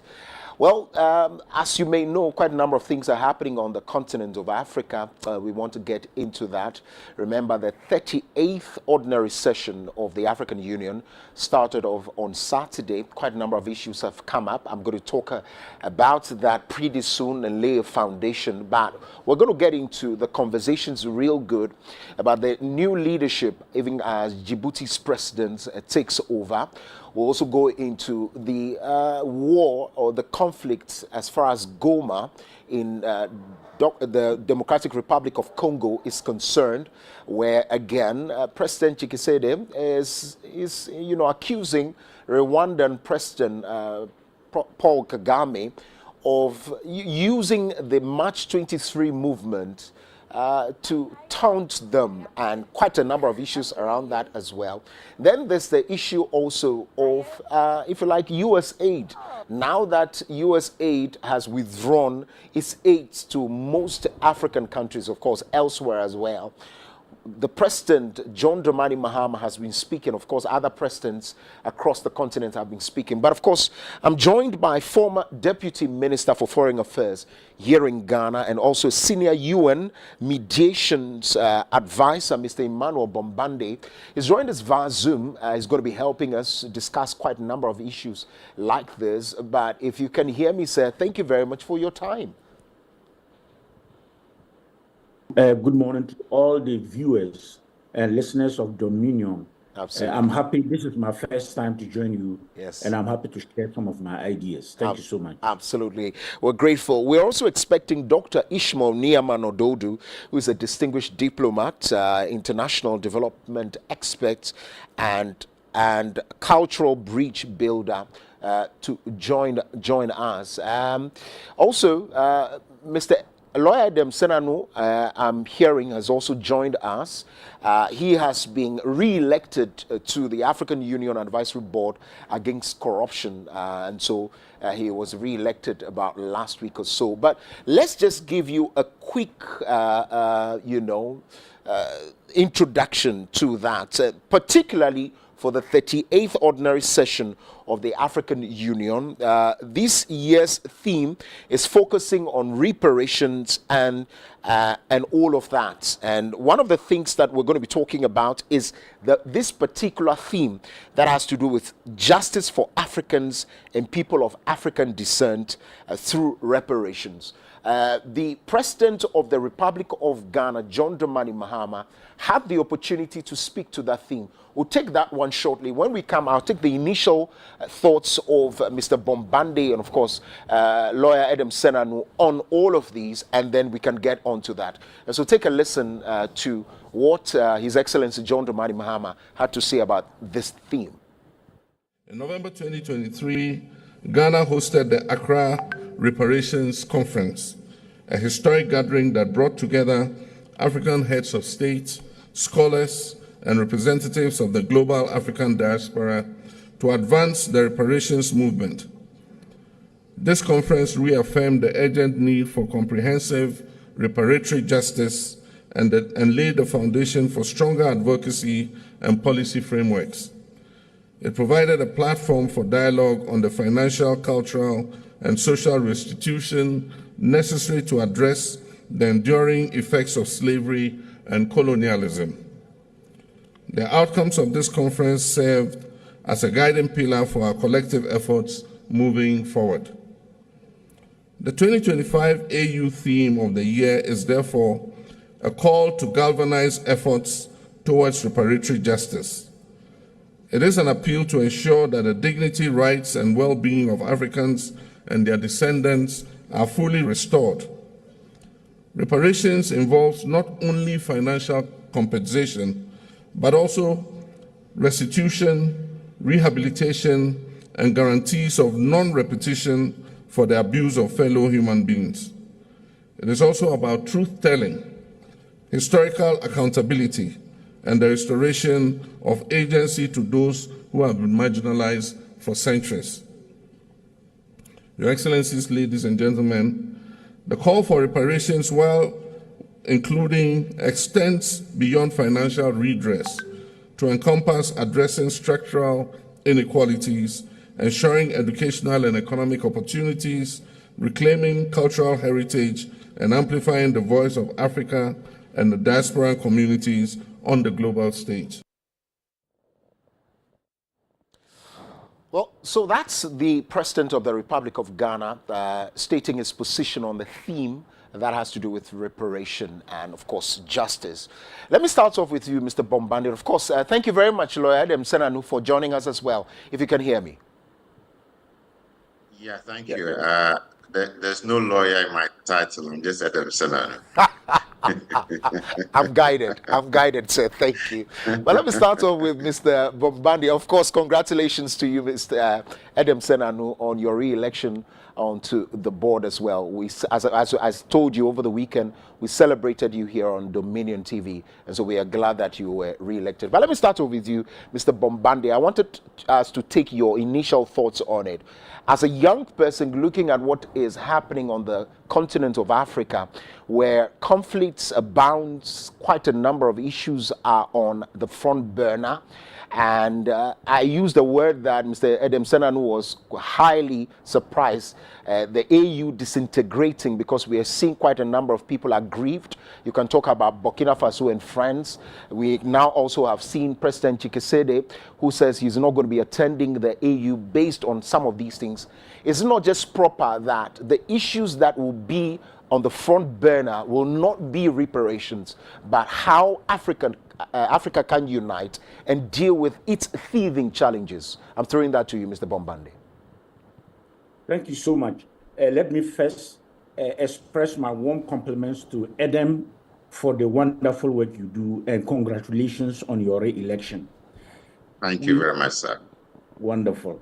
Let me proceed by saying that reparatory justice is very, very important in the context in which you have given us a quick summary, and to link that with the key issues as we begin the conversation. If you listen to President Mahama, he went on to talk about how respiratory justice, as we are looking at it internationally, it must begin even at the national and regional. And so this is a very important conversation that is also introspective.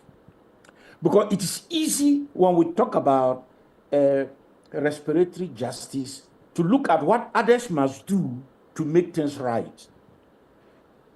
But we must begin from within, and that selflessness of reflection to ask ourselves, what are we doing in the repairing of what has been wrong amongst ourselves? And it must be inclusive and all-encompassing. I would not want to dilate too long, but let me just give you a very quick examples. One, the whole question about accountability. If you give me responsibility of decision making because I'm in political office, and I take your hard-won taxpayers' money to enrich myself, but I'm very comfortable talking about respiratory justice as what has been done to us several decades ago, I begin to be insincere. Right. But I think if you look at the work of people like Adam, if I demonstrate integrity and selflessness and willing to be what I will describe as very conscious of the vulnerable in my society, the poor, and that even if it means I should live poor in order to serve my fellow Ghanaian, that accountability gives me the integrity to talk about respiratory justice. And the quick other point, and I would seek your guidances.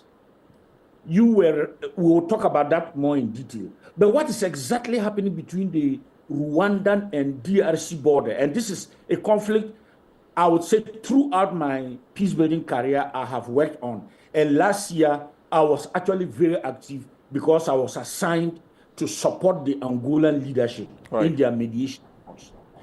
That is exactly an example of a colonial, if you would call, heritage that continues to play itself in different ways because borders divided us and reminded us of who we are in terms of ethnic exclusion, but not inclusion. And our states were not preventive enough with the foresight to build a nation that is inclusive. But is that not also true of the northern regions of Ghana? Because in the southern regions, there was no dispute between how our social structures were organized right up to the chief. But in the northern sector, there were people who lived their lives as acephalos. Acephalos means they were not centrally organized as groups. They do not have chiefs. But when the Northern Territories was declared, in other words, when colonization went beyond the coastal belt to the central belt and to the northern belt, Hermitage Hamilton, who was the Commissioner General of the governor at that time of the Gold Coast, just one beautiful day, simply declared that all the eastern parts of Ghana, right into the Upper East, the acephalous groups who did not have chiefs, they would be ruled by the princes that the colonial administration chose to rule over them for the purposes of indirect rule, which became the blueprint of colonial administration. Now, let me not go into the detail. The long story, to cut it short, is that when we were going to independence, those who were chosen to rule said they would not leave because the people who were acephalous, decentralized, had now organized themselves into centralized states and wanted to rule themselves. But those who were brought to rule over them said, no, we will not allow you, because if you could rule yourself, the British would not have told us to rule you. So you see that right here in Ghana, reparatory justice is not far away. And that is why when you wake up and you hear a lot of the conflicts in the northern parts of Ghana, it is on the basis of colonial rule that continues up to today to manifest itself in different ways. And I will then come back and link it to the African Union as we continue the conversation. Absolutely. What a great way to start off, because then it gives us a context to do all of these. I'm going to be bringing lawyer Adam, Mr. Adam Senanu. I'm guided, sir.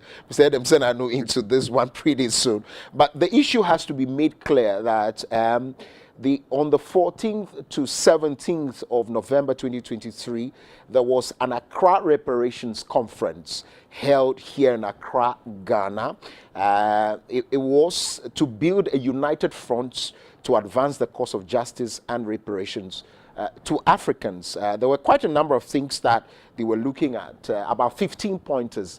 Let me just give you the background, even as we touch base with Mr. Adam Senanu. First is to establish an establishment by the African Union Commission and inauguration of a committee of experts on reparations in consultation with member states and other EU organs, as well as the REX, for the purpose of developing a common African policy on reparations and incorporating the RIM. And the second, establishment of a global reparations fund based in Africa and supported by multilateral institutions and agencies aligned with the reparatory justice agenda. 3, establishment of the Office of the African Union Special Envoy on Reparations for Africans to be recommended for consideration according to the AU due process. 4, a recognition of African civil society efforts on reparations. 5, creation of a transcontinental partnership framework between AU, CARICOM, Latin American states, and the African diaspora in Europe and all other regions in the world, including where appropriate relevance civil society organizations. 6, exploration of legal and judicial options for reparations, amongst others. When this came up, I was one of those voices who would always say that, look, I think we're missing the point. We are misplacing our priority. Again, some other school of thought also said that, look, Koku, this is also very important. But I still stand by that and say, within the context of what's happening on the African continent, I believe that the issues that must be on the front burner should rather be dealing with the conflict and uniting Africa for a prosperous, continent. But let me take the initial thoughts of Mr. Edem Senanu on this particular one, sir. Well, thank you very much, and I salute my senior colleague, Mr. Bombande. Indeed, this is his area of expertise, so we are here to listen and learn more from him on the issues. And I love where he started from. We need to be more introspective on some of these issues rather than looking externally. And I guess that aligns with what Koku, you are saying. Yes. I think that my first delight is that the current government has taken up from where the previous government invested energies and time and resources. Because trust me, we've had too many of those situations where we start something and it doesn't end. And at the AU level, I mean, Ghana has been seen as a forerunner. One of the first things that really impressed me joining some of the AU activities was how they continue to say that Ghana is the forerunner, and when Ghana leads, Africa does better. These are comments of a senior diplomat from Northern Africa when I joined, that they look up to Ghana.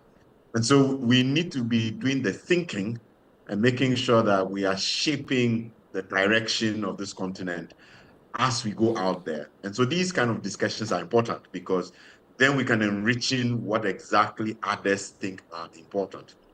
So first of all, just to bring home again the fact that the whole idea and the thrust of doing this restorative, reparative, thing, it's a Ghanaian idea that was pushed at the AU and now has been bought by the AU, and now we have a whole year dedicated to it. So, Koku, we cannot run away from it. We are going to have to probably, like Mr. Bombande is doing, flesh it out in ways that then begin to bring the tangible outcomes we'll be looking for. So you cannot avoid it because it's already been decided. I agree with you that we have other pressing matters that could have been on the front burner.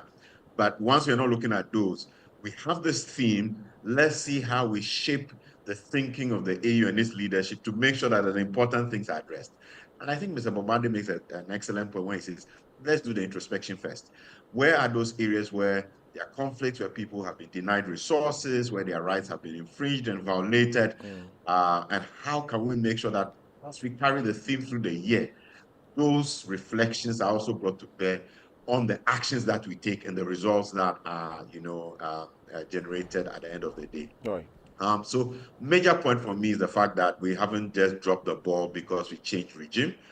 Another major point is that, yes, I align that we need to look beyond. I don't like the thing where we feel like we're entitled to something from somebody, and we know they have their own problems at the moment. I in my head, I'm like, look at what Trump is doing in the US, and you're going to talk about restorative, reparative. The context doesn't seem to really help, some of these discussions. However, let's see what are the important things we can tangibly get out of this. Beyond that, yes, you've talked about how the AU apparent seeming disintegration. For me, that space just brings my mind back to the fact of, is democracy the ultimate? Shouldn't we as Africans have done some research to say, look, you've had models of cars and they've improved over time, models of everything. And we find that there are gaps and there are weaknesses. I look at our three bordering countries that have moved out. We say unconstitutional change of government. Yet, take any of them, take Burkina Faso, in terms of the economic situation, they have made great gains out of this. So shouldn't we be rethinking all of this? Shouldn't we be rather trying to learn lessons and say, what can we do out of it? That might not connect directly to reparation and what have you, but I think that the other things we may also be picking from the continent as we look at what is happening in the various geopolitical zones that we find in Africa. And those would be my initial thoughts. Thank Absolutely. you. Thank you. I'm grateful. What we will do now is to look at the election of Ali Yusuf, who is the president of Djibouti, who went against Raila Odinga and, of course, won there. But before we do that, we're going to do that in the context in which we find ourselves in. Look, the conflict is here. Some of them, a lot of Africans do not know about. What's happening in Goma as far as DRC is concerned is one big thing. We'll take the thoughts of President Tshisekedi, who was speaking at the Munich Security Conference earlier last week, and then we'll take the response of Paul Kagame. When we come back to studio, I'll take the thoughts of Mr. Bombande on what the new leadership of the African Union must be doing. So let's take President Tshisekedi of DRC first, and then we'll do Paul Kagame. How is it that a country, the integrity of a country, can be violated, its inhabitants massacred, without any sanctions being imposed on the country responsible? This therefore raises the question of the United Nations, which for me has become a two-tier organization, depending on whether one is among the powerful or the privileged, or among the weak and the disadvantaged. 3. Non-permanent members are unable to vote for a resolution condemning Rwanda's negative action against the Democratic Republic of Congo. And it is these 3 members of the African Union, who are blocking the process that should lead to a resolution condemning Rwanda. I am also astonished by the amnesia. Apparently, it must be a habit in the Rwandan ruling class to be struck by amnesia when the world's cameras have shown how the Rwandan army invaded the Democratic Republic of the Congo. A representative of Rwanda says here that they never attacked the Congo. Well, they live in their dream world, so that can't be explained. Meanwhile, as the leadership of both the DRC and Rwanda continued trading blame. So the M23, the March 23 movement was formed somewhere around 2012, also known as the Congolese Revolutionary Army. Fingers are being pointed at the Rwandan president, Paul Kagame, as having been part of some of these things. He responded, on quite a number of occasions, but this is one of the things he had to say about it. Take a look before we take Mr. Bombande's thoughts. Of a lot of things mismanaged, mishandled, starting even in those days. I talked of colonial times, how these people associated with Rwanda happened to be in Congo. If, to be honest, I probably wasn't around when it happened. That was way before I was born. So how can I be responsible for the problem? How can I be the cause of the problem? In Eastern Congo, there are over 120 armed groups, of which M23 is only one of them. Right? So, the 120 armed groups, how were they formed? Certainly, I haven't even heard even those who hate Rwanda, who tell a lot of lies about Rwanda, have not accused Rwanda of having formed those 100 and plus armed groups. I would suggest to people that they simply need to look at what needs to be looked at. The root causes of what we are having to deal with. So that's the understanding, and the understanding is that Mr. President Tshisekedi does not want to attend the AU conference. I don't know whether he's come yet. There's also the exit of Mali, Niger, and Burkina Faso from ECOWAS. And so when I talk about disintegrating of African Union, these are the things that I'm talking about. But let me take the thoughts of Mr. Bombande. I don't know where you want to start from, but clearly there are conflicts and we need to deal with them, mustn't we? Thank you so much. And I'll definitely come to the big word that I think Adam and I are on one side of the equation versus you. So let me start with the president of the Congo DRC, Tshisekedi. Right. So you can describe his statement as correct or truthful. But the problem is to refuse now from Munich to join his colleagues in the African Union Summit, for me, is a big minus. Because in my work, especially when I am teaching conflict prevention, I explore the concept of associative. In other words, you cannot resolve conflict by staying outside and expect others to be in the forefront of a resolution that will benefit you. It doesn't matter how bad it looks. We must all be associated to the search for the solution. So he was appealing to the world to put sanctions on Rwanda. But the first actors that you must work with are your peers across the continent. And by not showing up in Addis Ababa, the symbolism is huge. It basically says, all of you, I don't care about you. What I want is what I stated in Berlin, which goes back to the mindset that Africa is powerless in the search for its own solutions. That for me is point number one. If you also look at President Paul Kagame, have you noticed the strategy in his response? He has not denied that they are not supporting M23. What he's saying is there are so many others, and they are not the ones who formed them, and that they were already there before he was even born. So diplomatically, he's saying we support M23, but he did not go forward to explain why do you support M23. It is because M23 was part of the Rwandan defense strategy to counter the Democratic Forces for the Liberation of Rwanda, which was the armed group immediately after the genocide that then crossed the border into the eastern DRC. And up to date, its ideology is committed to removing the regime in Kigali.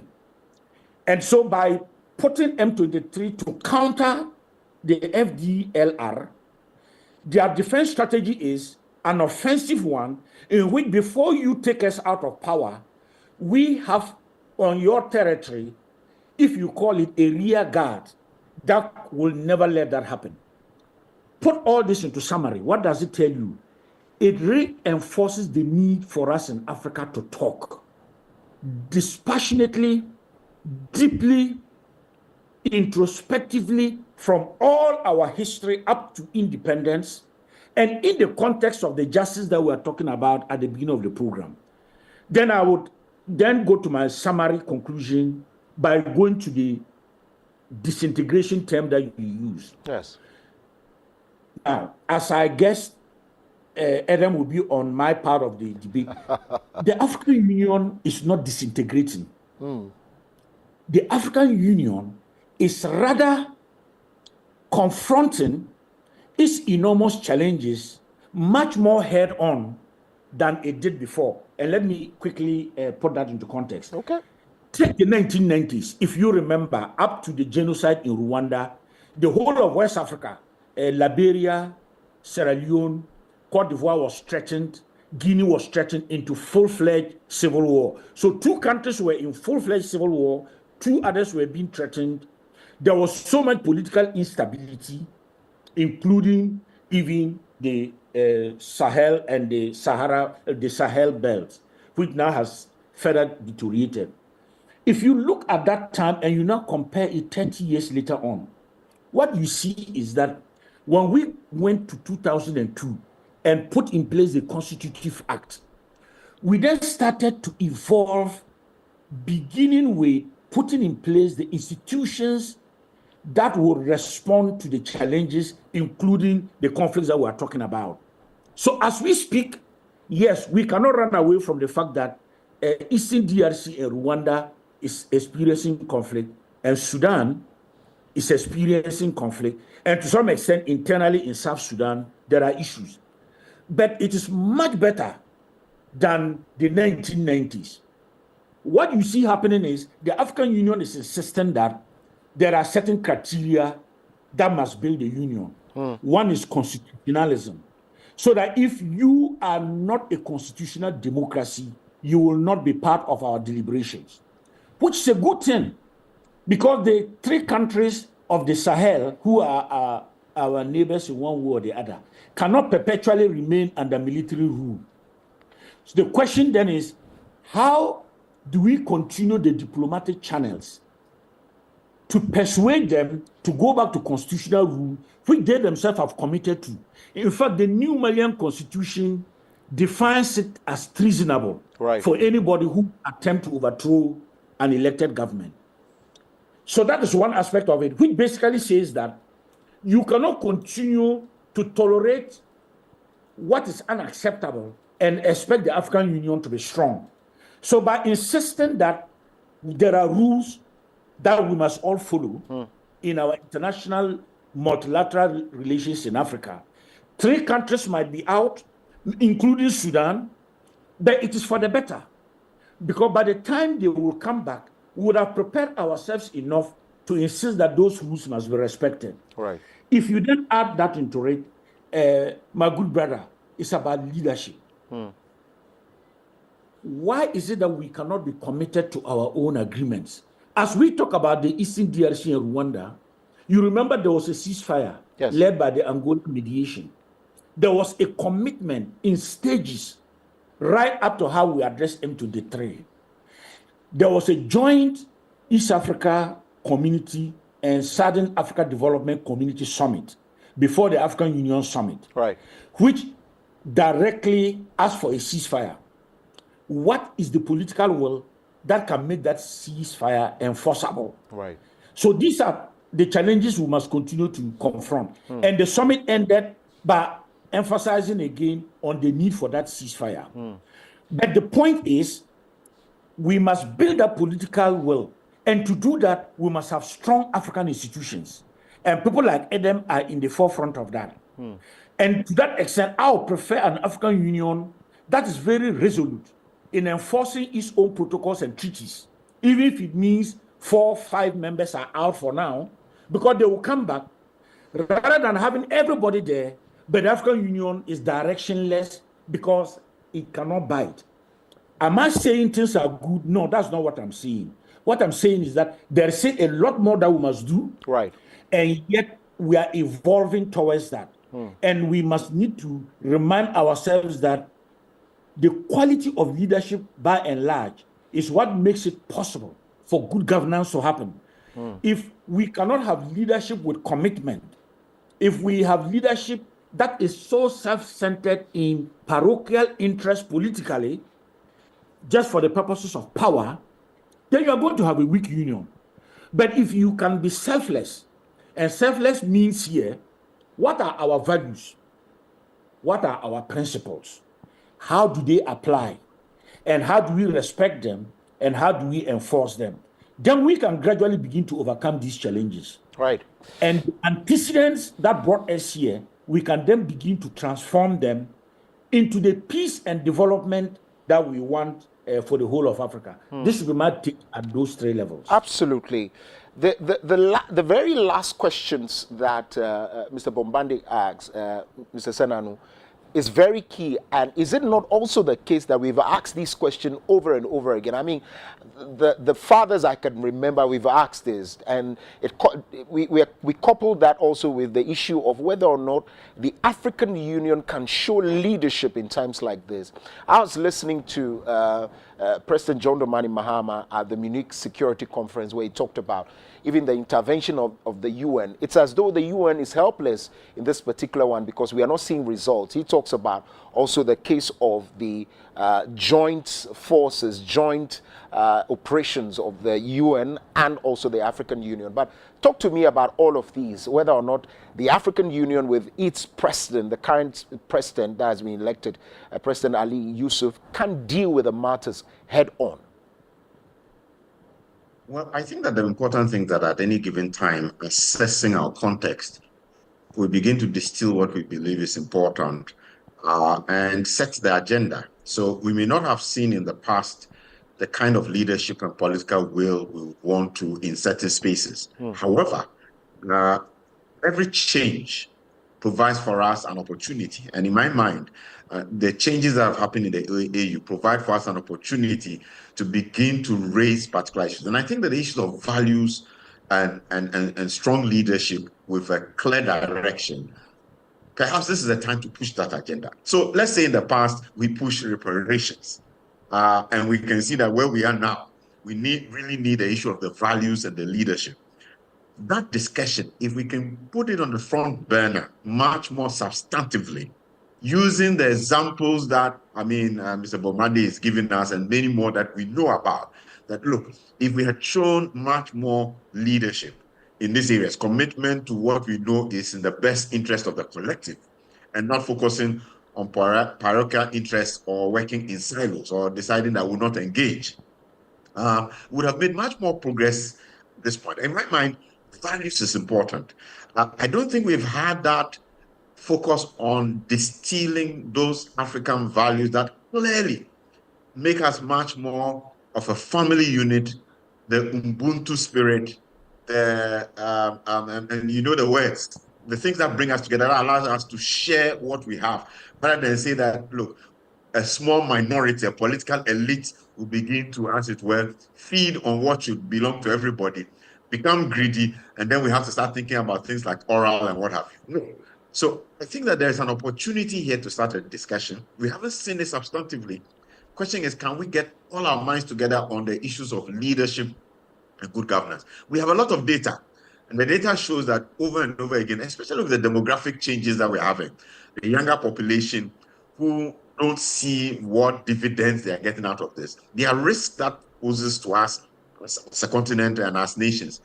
How do we get younger people, older people, engaging around the issue of values, strong leadership? How do we intentionally groom that kind of leadership? Because I find that in other spaces, there's much more intentionality in thinking through what is the value set we are looking at. How do we groom this younger generation of politicians or leaders so that by the time they get there, you are quite sure that there's a certain understanding of what we want to achieve. We need to be much more strategic in thinking through these issues so that we can see the progress we want. And I'm intentionally not getting into the status quo and trying to say this is bad and that's not working. I'm intentionally doing a forward-looking discussion because I know, Poku, you would want us to interrogate that some more, but I'm being intentional. Right. Thank you. I see. Let me just stay with you and pick your thoughts on the issue of the peer review mechanism that exists amongst, that's what it's supposed to do, where member states, individual member states must watch the backs of others, whether they are doing wrong or right. But where you go into these countries and you see the atrocities that are allegedly, visited on their own people, and you also compare it to they calling for peace in some of these areas. For instance, people have pointed accusing fingers at some heads of states of some member countries, and I've said that, look, what we see you do in your country is worse than what you are asking us to do indeed. And that is why the three countries, if you like, and of course Sudan, Niger, Mali, and Burkina Faso want to withdraw because they feel that they do not have the moral right to call them to order. Talk to me about the peer review mechanism and whether or not it really exists in practice. Well, the peer review mechanism is a good one. It's an excellent one because already there are challenges when this kind of independent reviews have to be done, and the various interests that member states want to protect. And so they're not very inclined to opening up to review and assessments, etc. Peer reviews tend to give them some level of comfort, especially if the composition appears to be objectively done. The thing is that the states still control access to information, and the narrative can still be influenced by who they allow you to speak to and what information they give.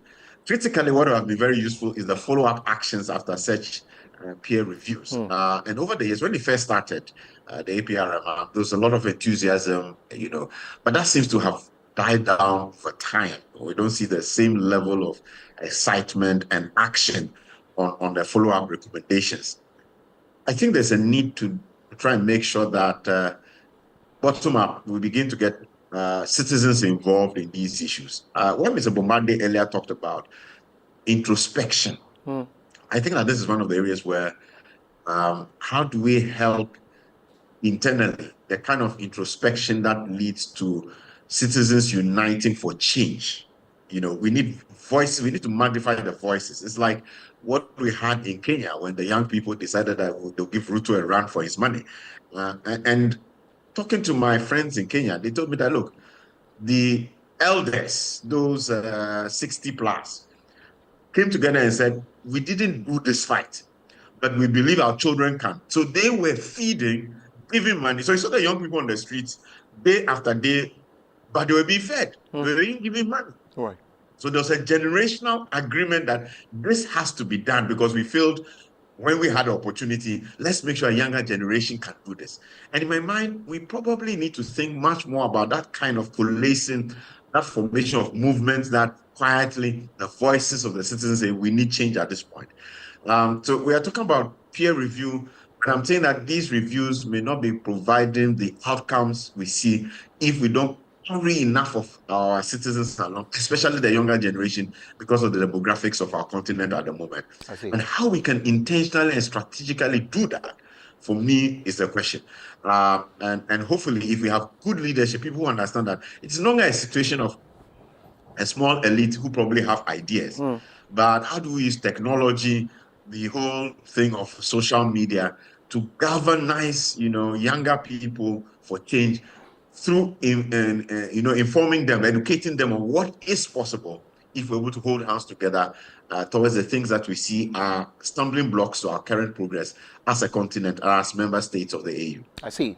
Before we move to the issue of U.S. aid and its concomitant effects, if you like, Mr. Bombande, would you want to advise that probably, just as probably we see in the EU and others, presidents of countries do not ascend the high offices of chairs, and so that we can have others, just like you find the African Continental Free Trade area, the man who leads that office is not a leader of a country, is an individual who belongs to a member of a country. And so maybe going forward, places like the blocs, ECOWAS, and or if you like, even AU should be led by individuals and not leaders. Probably that could bring about some accountability mechanisms, sharper ones if you like. Thank you. Interestingly, in multilateralism, if you look at the structures of political organization worldwide and internationally, the ladder to the position of responsibility in the leadership that you have just described has to go through the political process. And you know what? I see myself as a very good example. After we left office and I went back to initially find my way, eventually I started doing assignments for the UN. I could not believe the amount of leverage that I could mobilize simply because I had served as a Deputy Foreign Affairs Minister. Right. Whereas I was doing much of what I was doing before I left civil society. But the fact that you have political experience is what makes it possible for you to provide a certain level of leadership. That's just a quick digression to say that in the current context, the candidate of Djibouti is going to be the chairperson of the African Union. Now, we know that Djibouti as a country in itself does not have much leverage. It's actually the host of the Secretariat of IGAD, the Intergovernmental Authority on Development. But what Djibouti must do is to support their own candidate now in leadership. And by that, the whole of IGAD and the East Africa community I think the good news is, before even the summit elected the current foreign minister of Djibouti, we're on the process of institutional reforms. Right. And I listened to the statement of the president of Kenya, Ruto, yesterday, when he said part of the emphasis must be to go towards prevention, which we have advocated for a long time. Because you cannot be stuck in management when the conflict has already escalated and you are there trying to manage it. Why can't we be effective in management? Which makes me to link up to conclude with the, just to add a bit on what Adam has said on the APRM.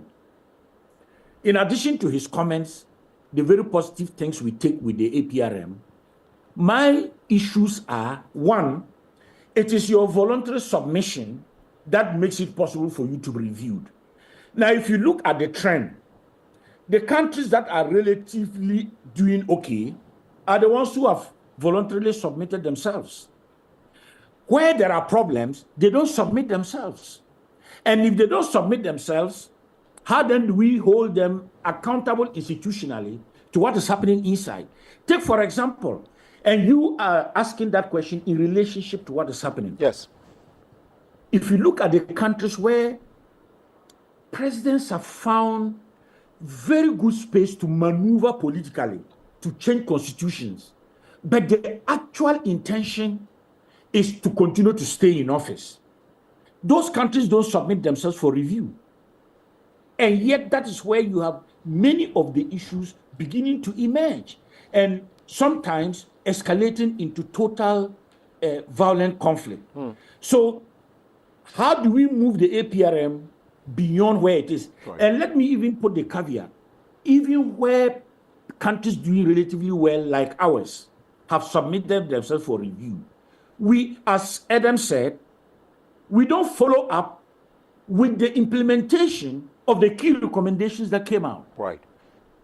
In our case, our defect is that we are probably one of the only African countries where we do not elect our local leaders at the level of mayors, in our case, district chief executives. How many years since Ghana was reviewed up to where we are today? That has not changed. But who can hold us accountable to the fact that we have not implemented what recommendation the review suggested? Which then takes us to my voice in your program this morning is, and I am always grateful to see the political dynamics in terms of experience and what it means to talk the way we are talking. Right.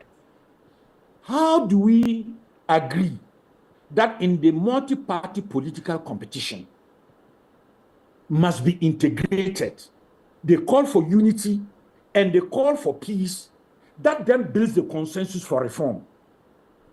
So that when President Mahama is advocating institutional reforms with already Professor Prempress committee to review and make recommendations, it shouldn't be seen only as the political project of President Mahama and, for that matter, NDC. Right.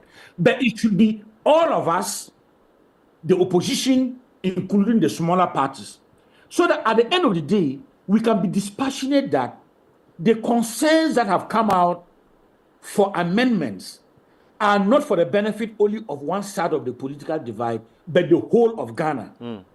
Then we will be talking seriously about how we're taking our country forward. Right. In other words, how do we infuse in our partisanship the level of political maturity that appreciates that even in partisanship, you can build consensus and you can now be able to take on the challenges that are basically a blockage and move the country forward that is desirable. Okay. Otherwise, every 4 years, 8 years, we complain about what has gone wrong precisely because the structural cause, which is the root, remains unaddressed. All right. I see. Very, very key points indeed. We're still spending some good time with thought leaders on the African Future series here on Dominion TV. We're live also across all socials, on Instagram, on YouTube, on Facebook, and of course on X. Just gone by is former Deputy Minister for Foreign Affairs and Senior UN Mediations Advisor, Mr. Emmanuel Bombande. And also on the other side is Mr. Edem Senanu, who is serves on the board of the African Union Advisory Against Corruption. They'll be joining us pretty soon. But our third guest has joined us in studio. Dr. Ishmael Niamanododo is a distinguished diplomat who has served with the UN for a long while and has also advised a lot of governments, African governments. He's an international development expert and a cultural bridge builder. He joins us. Good morning and thank you very much for your time. Indeed. Happy to be here. Right. Let's go. I don't know your thoughts on the issues we've discussed, but there's a bigger one coming up, and that's where I want us to go to. The President, John Dramani Mahama, the President of Ghana, attended the Munich Security Conference before going to the AU. He had some very very interesting things to say. I don't know whether we had that video though, but President John Dramani Mahama on Friday reiterated the need for African countries to become self-reliant following the withdrawal of the United States Agency for International Development funding support. Let's first of all touch base, before I go to my other guest, the issue of the withdrawal of U.S. aid. Some have said that is high-handed, and coming from President Donald Trump, this is what they anticipated, and he's doing just that. It does not augur well for, if you like, bilateral relationships between the United States of America and also of other countries. So let's start from that point, and before we come to what African countries must be doing now that these aids have been withdrawn. All right, thank you very much. Yeah, I mean, the withdrawal of the U.S. aid seems to have caused a lot of stir around particular African countries, but not just African countries. If you look at where the U.S. aid is going to Asia as well, and tackling some of the issues with Yemen and so on and so forth. In Africa, the biggest hit are the areas that are facing humanitarian situations, such as the Somalis, the South Sudans, and the Sudans, and so on.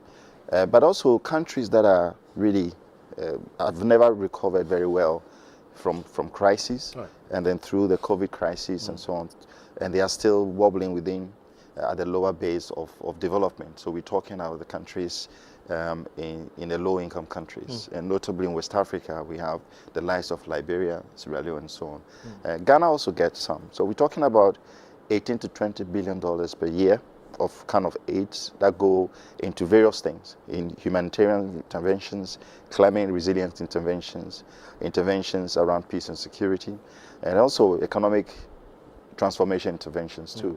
But there also the health sector. Yes, indeed. It's hard hit. It's very hard hit as well. But then when you hear the conversations, what doesn't come out is whether or not President Trump is thinking about a substitute of the U.S. aid. You know, they've talked about Development Finance Corporation, DFC. Now, DFC it's been passed by law, but they have not been able to implement it. The idea of the DFC is to shift away from donor financing to more of strategic partnership financing. So it can go into anything from climate finance to trade to bringing American technology in reverse for countries, raw materials. It can go into different things. So yeah, so I think what we need to be, what our advice is for us to remain calm and also steady what Donald Trump is thinking in terms of the substitute of the U.S. aid, because that conversation has not happened. But then what is very useful is Africa to actually think, I mean, how do we always continue to rely on aid? In the African Union, I'm sure you talked about the reforms. In the core reforms, one of the areas were the economic reforms. And the economic reforms for African Union was simply this. We want to be able to be self-sustaining. We don't want external parties to continue to fund the African Union. Of course, this is first principles. The first principle of Pan-Africanism is we take care of ourselves. Self-sufficiency. Self-sufficiency. So why then you're looking at others to help you? So I think President Mahama's point is very clear. And for me, I would amplify it in a very different way, or maybe reinforce it in a way that is to say, look, the question Africa needs to ask today is, how can we, as a continent, become self-reliant, become very productive, and create wealth for ourselves? And that question is very critical, because it's a question that would help us to actually transform our economies. Right. And how are we going to do that? When you look at since independence in 1960s that we had in 1950s, but 1960s there were a plethora of independent states that came on. All of a sudden, the relationship with our colonial masters changed from producing food here for the export to their producing food by the colonies to the export to the colonial masters, to we now not producing food for ourselves. We only producing cash crops that they need, and they then started producing the food for themselves. So they have common agricultural policies and so on to subsidize agriculture, provide them with capacity and so on. We have not truncated that, or placated that kind of relationship with our colonial masters in terms of, our developed states, such as the European Union and so on. We need to be able to look at how we can be self-sufficient in terms of food. And what we need is capacity and technology. They have all the technology. We don't have any of them. So we have to send our raw materials for them to add value and bring back to us. What we need is to build our technology here. And we have the opportunity to do that now, because we're talking about over 3.4 trillion market economy of an African Union. Through these African continents, you have over 3.4 trillion market economy there. West Africa alone is a 1.3 trillion market economy. Anything from agriculture to pharmacy to manufacturing products and so on. Look at where we address all these garments can be produced here. Why don't we look into that? And we have not just the human capital in terms of the young age population, which you can tap. You invest the human capital there, you really invest in them with capacity, so they come out with a patent, they get the technology. But at the same time, our markets could be pulled together as a leveraging tool for the technology that we need to come to the continent, so we can be able to produce things for ourselves. And then we become net exporters of things. That's what we need to do. I see. Before I go to them, because you've not had a lot of take, the guests are still on Zoom. I'll be going to Mr. Adam Senanu, because again, there are issues of seepages and leakages of funds, and he serves on the board of corruption, and so he would get a bite on that from that perspective. But the issue of Ghana, the president also talks about some tax rationalization, where the case of not imposing a lot of taxes on the citizens, but reducing it to a point that people can come to the net more.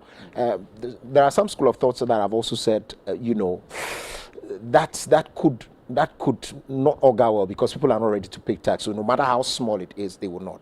Also, is the government, the current government of Ghana, does that government have what it takes to go on the lines that you talk about, where we become self-sufficient in the next 4 years, in the next 8 years? What must we be doing specifically, practically, indeed, to do that?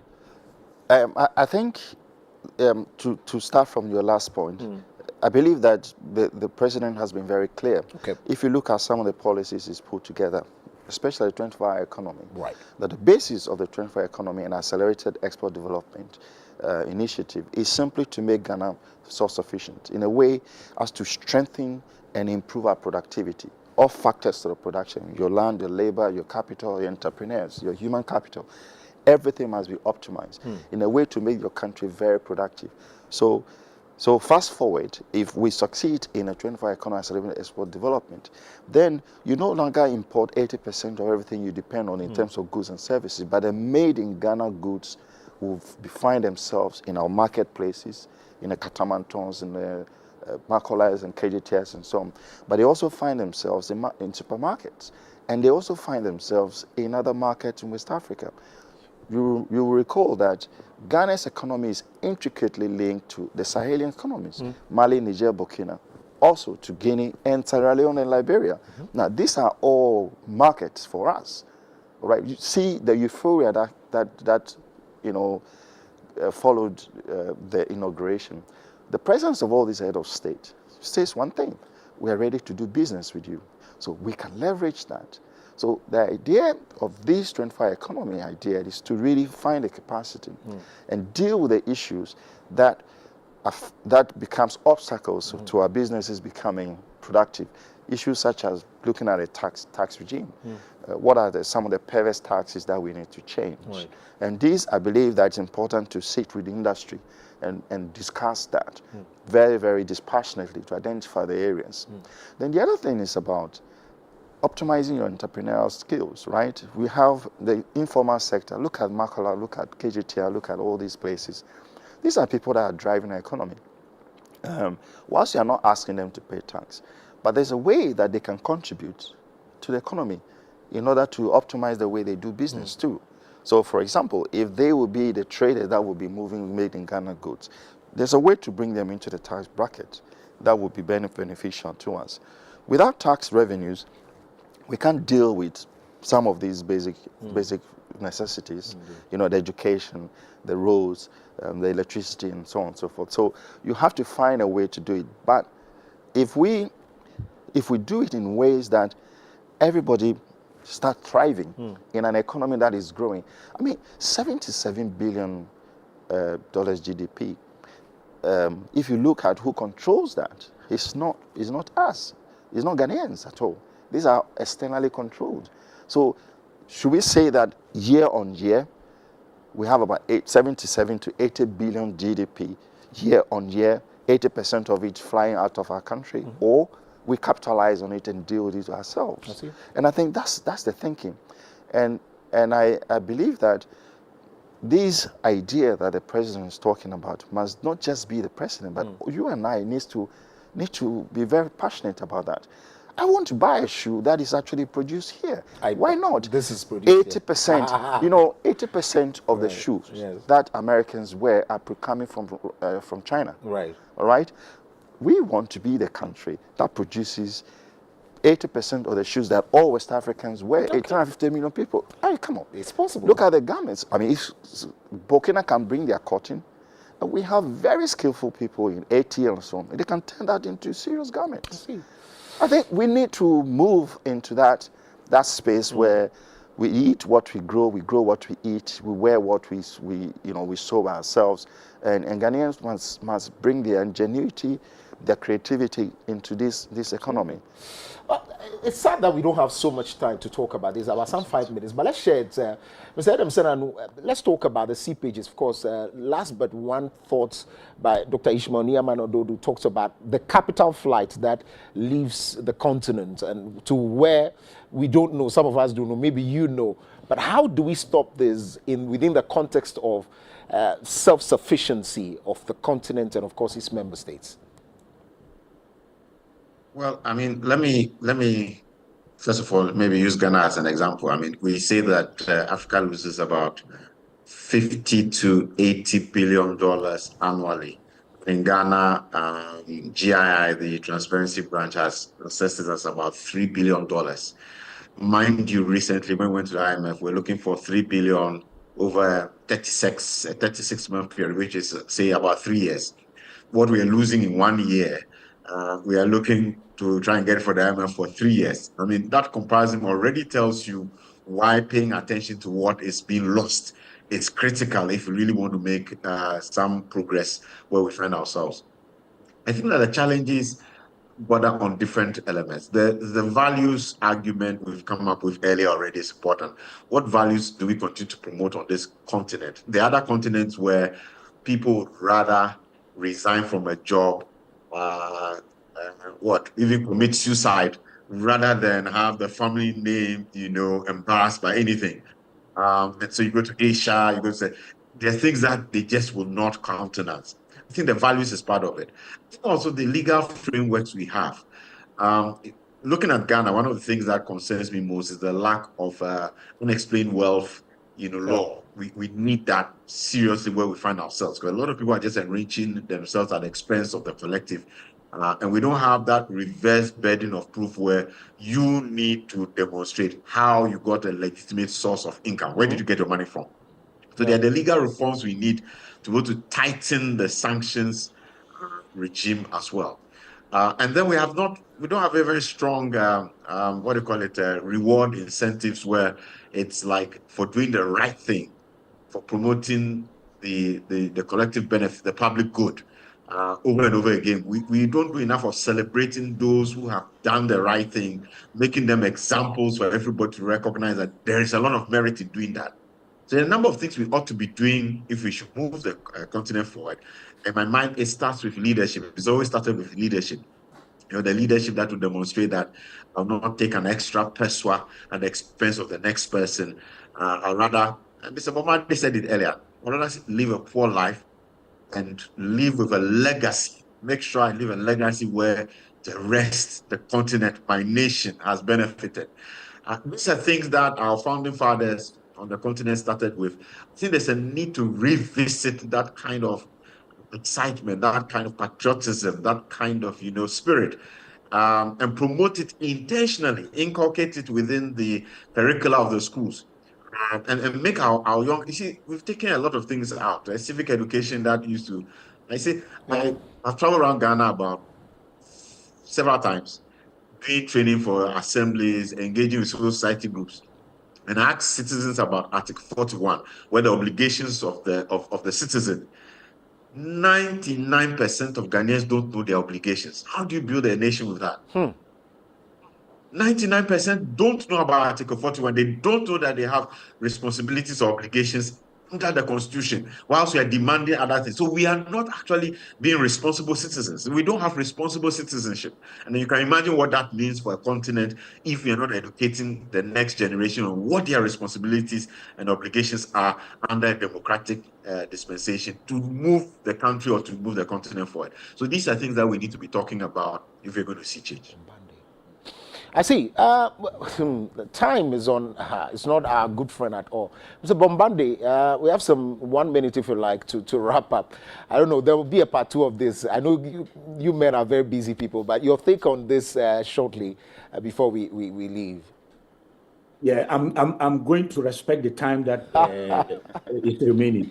And my greetings to my good brother and friend Ishmael. Yes. Let me quickly say this.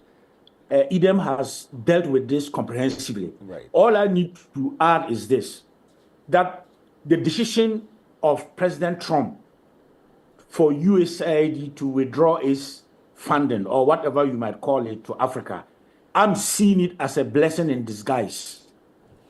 Because it is we must forge what it means now to have meaningful partnerships that takes us away from aid dependency.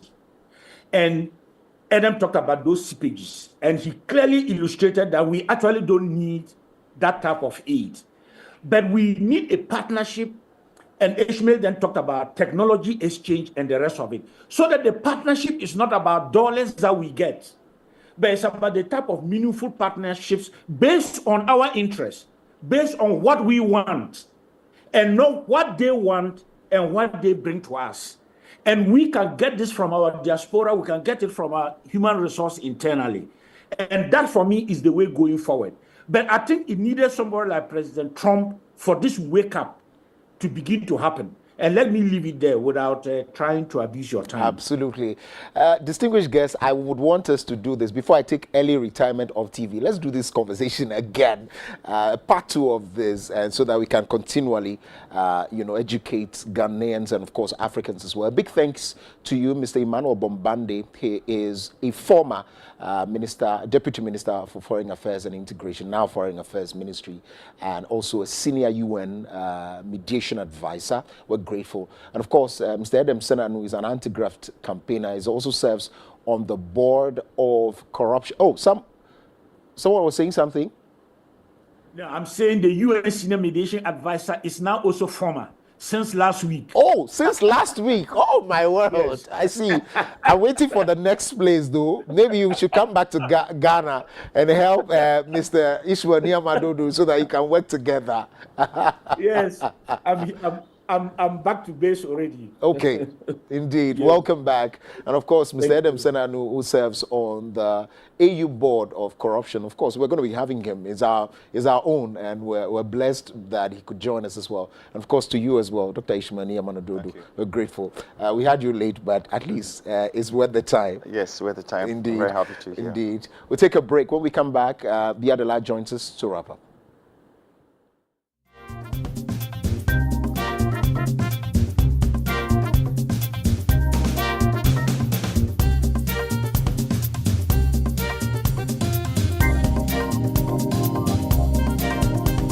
I want to welcome you to Wake Up Africa Morning Show. If Africa has ever needed to wake up, it's now. I promise you that this Wake Up Africa Morning Show will impact your life. It will illuminate you. The Bible said that thy word is a lamp to my feet and a light to my path. You need this insight. You need the understanding required to make all the difference in all of our lives. I want you not just to tune in to the Wake Up Africa Morning Show, but I want you to be a sponsor.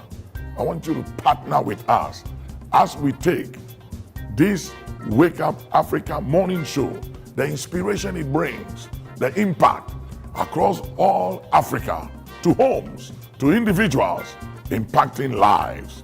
Join us to make a difference. It is said and believed that in this life, what you do to change the life of others matters than what you acquire for yourself. It is believed that it's not what you have, what you possess that matters, but the difference you made in the life of others. I believe as you partner with Wake Up Africa Morning Show, you'll be joining us to make a difference in the life of so many people out there. Partner with us, and every time we touch a life, you are blessed. Every time we impact a family, you'll be remembered for good. God bless you. Looking forward to partnering with you and tuning in to Wake Up Africa Morning Show. Indeed, a big thanks to Sahara Rise Hospitality for those of you who are looking for anything decoration, events management, gift packages, kids party and playground setup. Sahara Rise Hospitality, they say they make it happen and they define your occasion. You can visit them on their socials or call them 0244387218. Also V Million Roses, V Million _ Roses on Instagram. Anything roses. Look, Valentine is not over. Pamper your wife. Pamper your beautiful wife. Pamper your precious wife. Pamper the precious one. V Million Roses. In Jesus' name. Hallelujah. And also, thank you to Kelly Keys for sorting our African prints out. You should get to Kelly Keys. You can check her out on Instagram, it's Kelly Keys, and also now on Pinterest, Kelly Keys. Keys is KZ. So yeah. Kelly, K-E-L-L-Y, then KZ. Yeah. Kelly Keys Collect. Right. I had a good time today. Yes, I did. I did. I see the glow on your face anytime you speak Africa. Yeah, I'm a diplomat. And I love it. I love it. I love the fact that you're passionate about where Africa is going. And I mean, listening to the conversation, leadership. We spoke about conflict resolution in marriage, but you spoke about a bigger picture of it. Yeah. So if we can't fix our homes, how then can we fix exactly? How then can we fix our community and then a full continent? Yeah. But we'll wake up. Yes, we're waking up. We are. Well, and that's why you need to stay with us here on Wake Up Africa on Dominion TV. Again, we've got it. We've got all of it. My name is Kokulimo. We're back tomorrow to do it all over again. Yeah, and my name is Biadola. See you tomorrow.